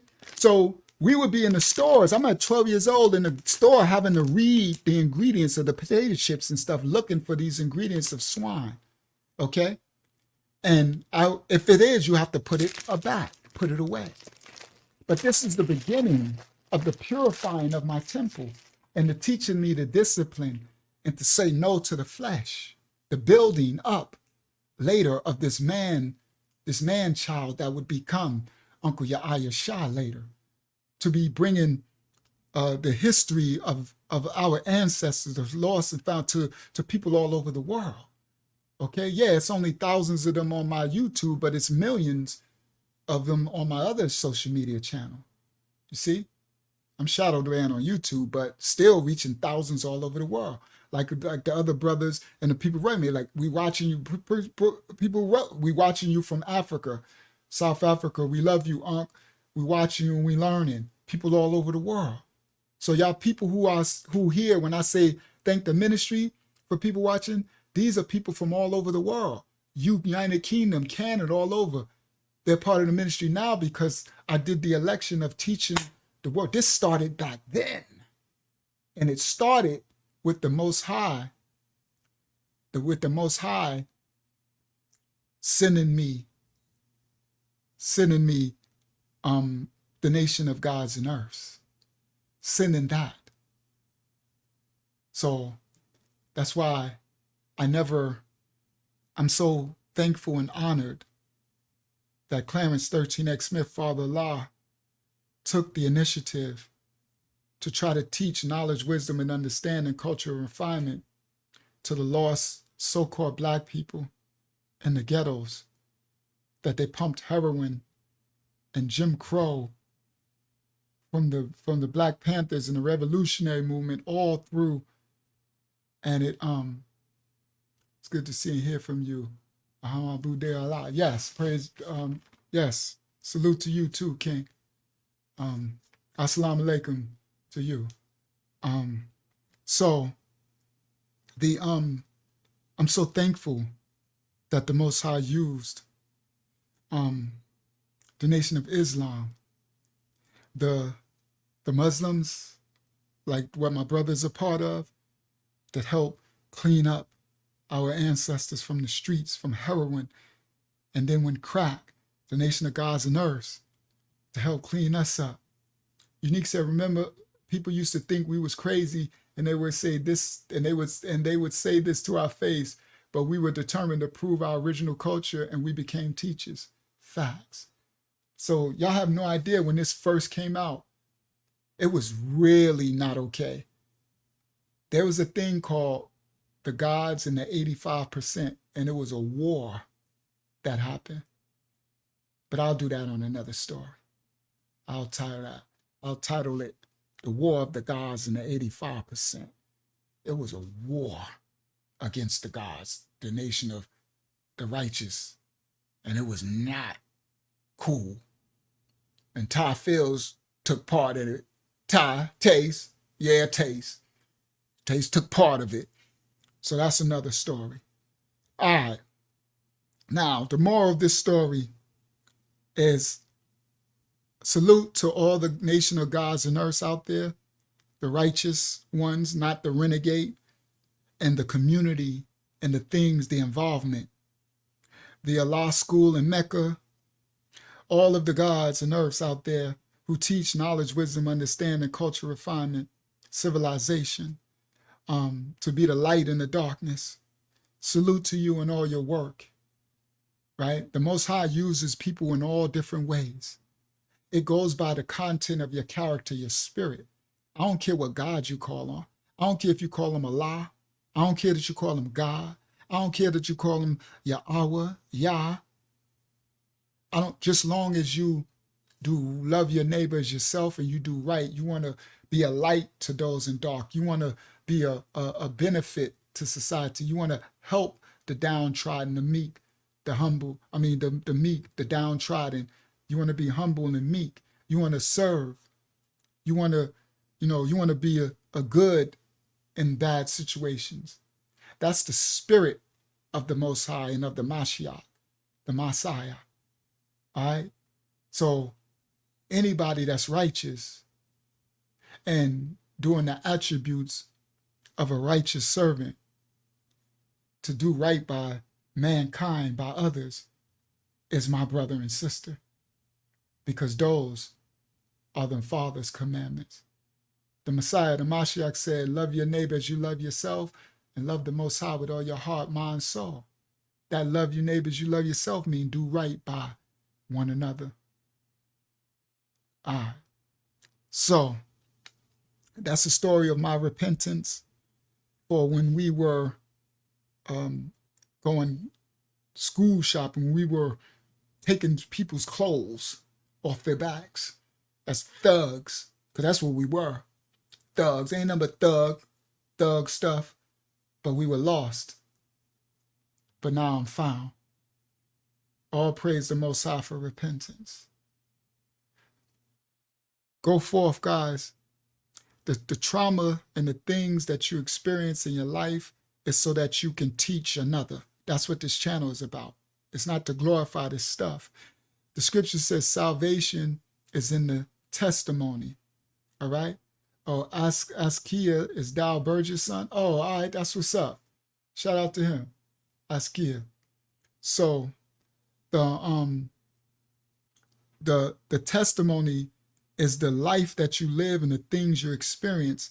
The Bible, the scripture says salvation, others' salvation, the saving of others is in your story, your testimony. That's why we're allowed to go through things, so that the experience that we went through, we can teach another to not walk down the same path. That's the culture of each one teach one. Am I my brother's keeper? Be the light, love your neighbor as yourself. Do unto others as you want done unto you. You see, that's what this channel is about. Me teaching my trials and tribulations so others don't. Yeah, Zulu Nation was going to war with the 5% and the 85%, the regular. I'm going to tell that story on here when the wars with the gods. We had some, it was crazy.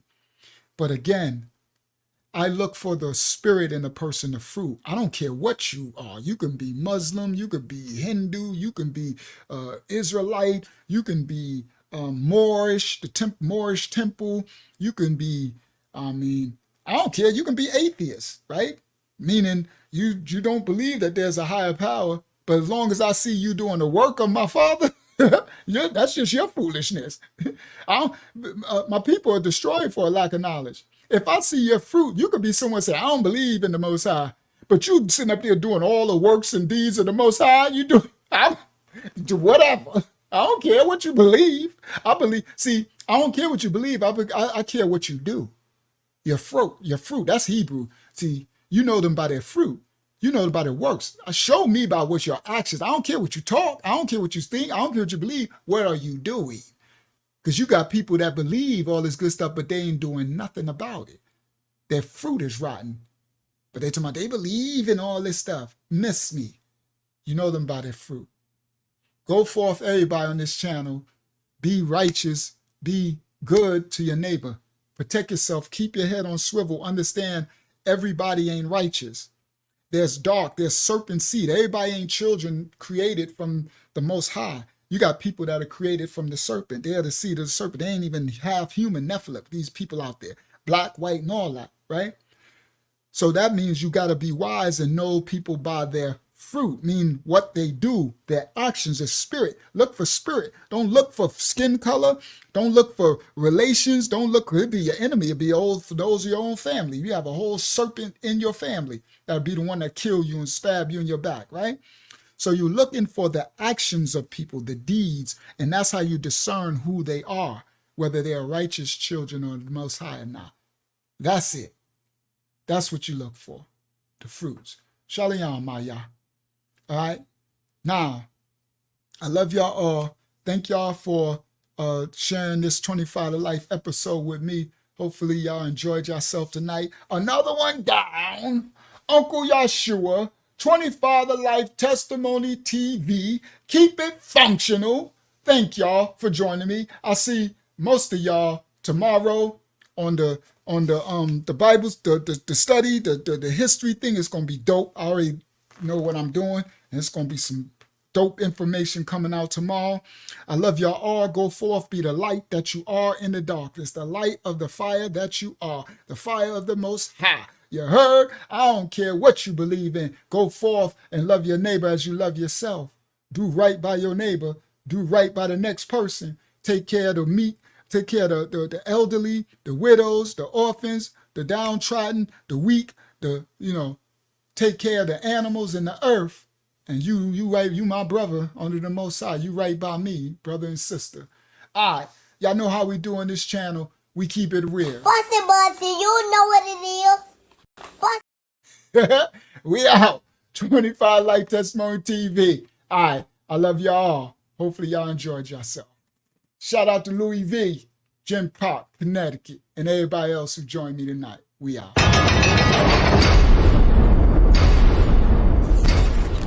This is 25 to Life with Uncle Yashua. You wanna know why they call me Lucky Lucha? They call me Lucha cause I like to tuck that Tucci. All the time on the grind, getting that Duce.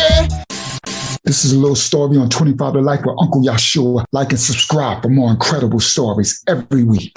Police are on the scene of a triple homicide on Long Island. It happened overnight at a home in Hempstead. I'm from Hempstead, Parkside, the ghetto, the dog side, strong, the wrong, I think I'm supposed to burn.